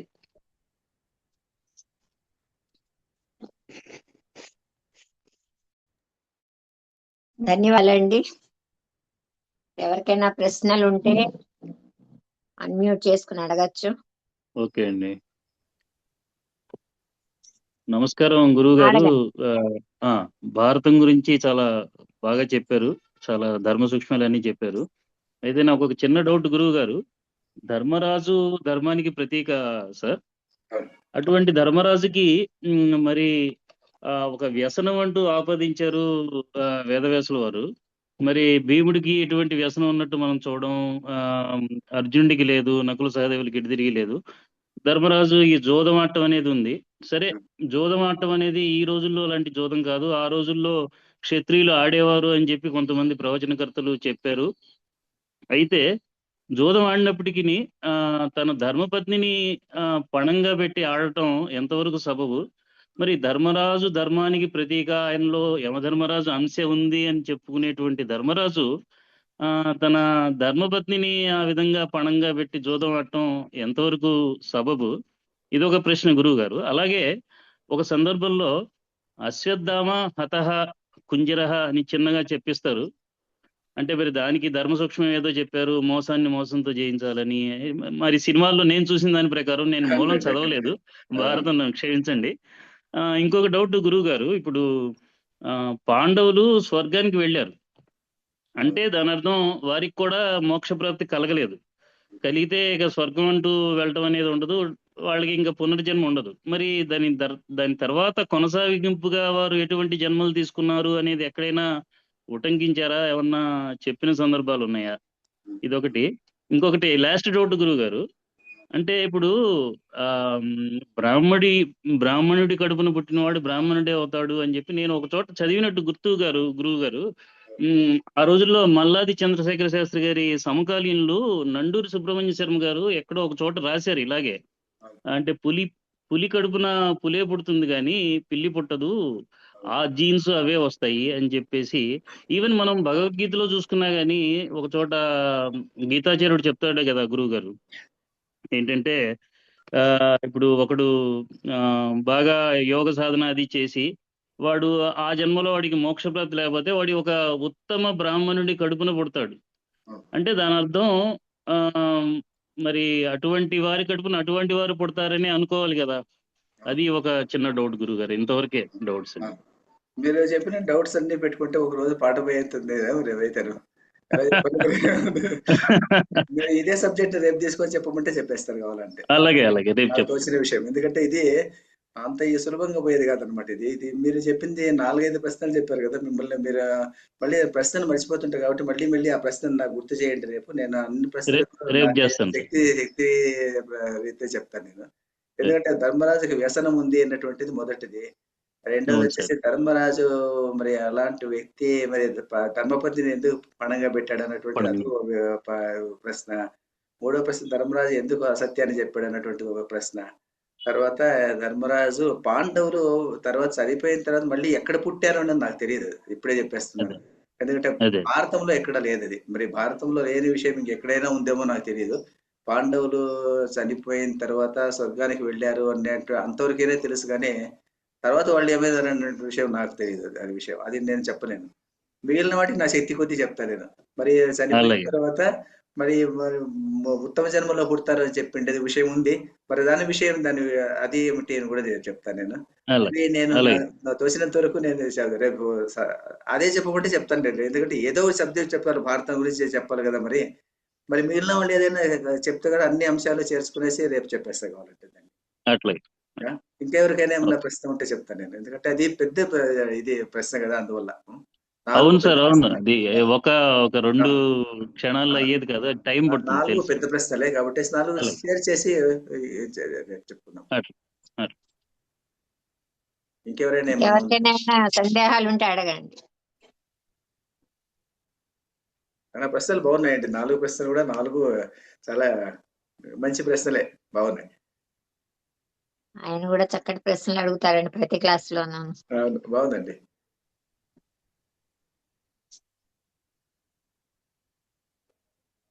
చాట్ బాక్స్ లో కూడా ఏమీ లేవు. అవును, సరేలేండి. అయితే 4 కవర్ చేసుకుంటూ నాకు తోచింది రేపు మళ్ళీ చెప్తాను నేనైతే. అలాగే చేస్తాను. సరేనండి. అయితే క్లాస్ అయితే ఎండ్ చేసుకుందామండి. ధన్యవాదాలు గురుగారు, చాలా చక్కగా వివరించారు. ఏ కోణంలోంచి చదవాలి భారతం అన్న దాని గురించి కూడా మీరు చక్కగా చెప్పారు. దీన్ని విని అందరూ ఆచరిస్తారని కోరుకుంటూ ఈ రోజు తరగతిని క్లోజ్ చేస్తున్నాను. ధన్యవాదాలు.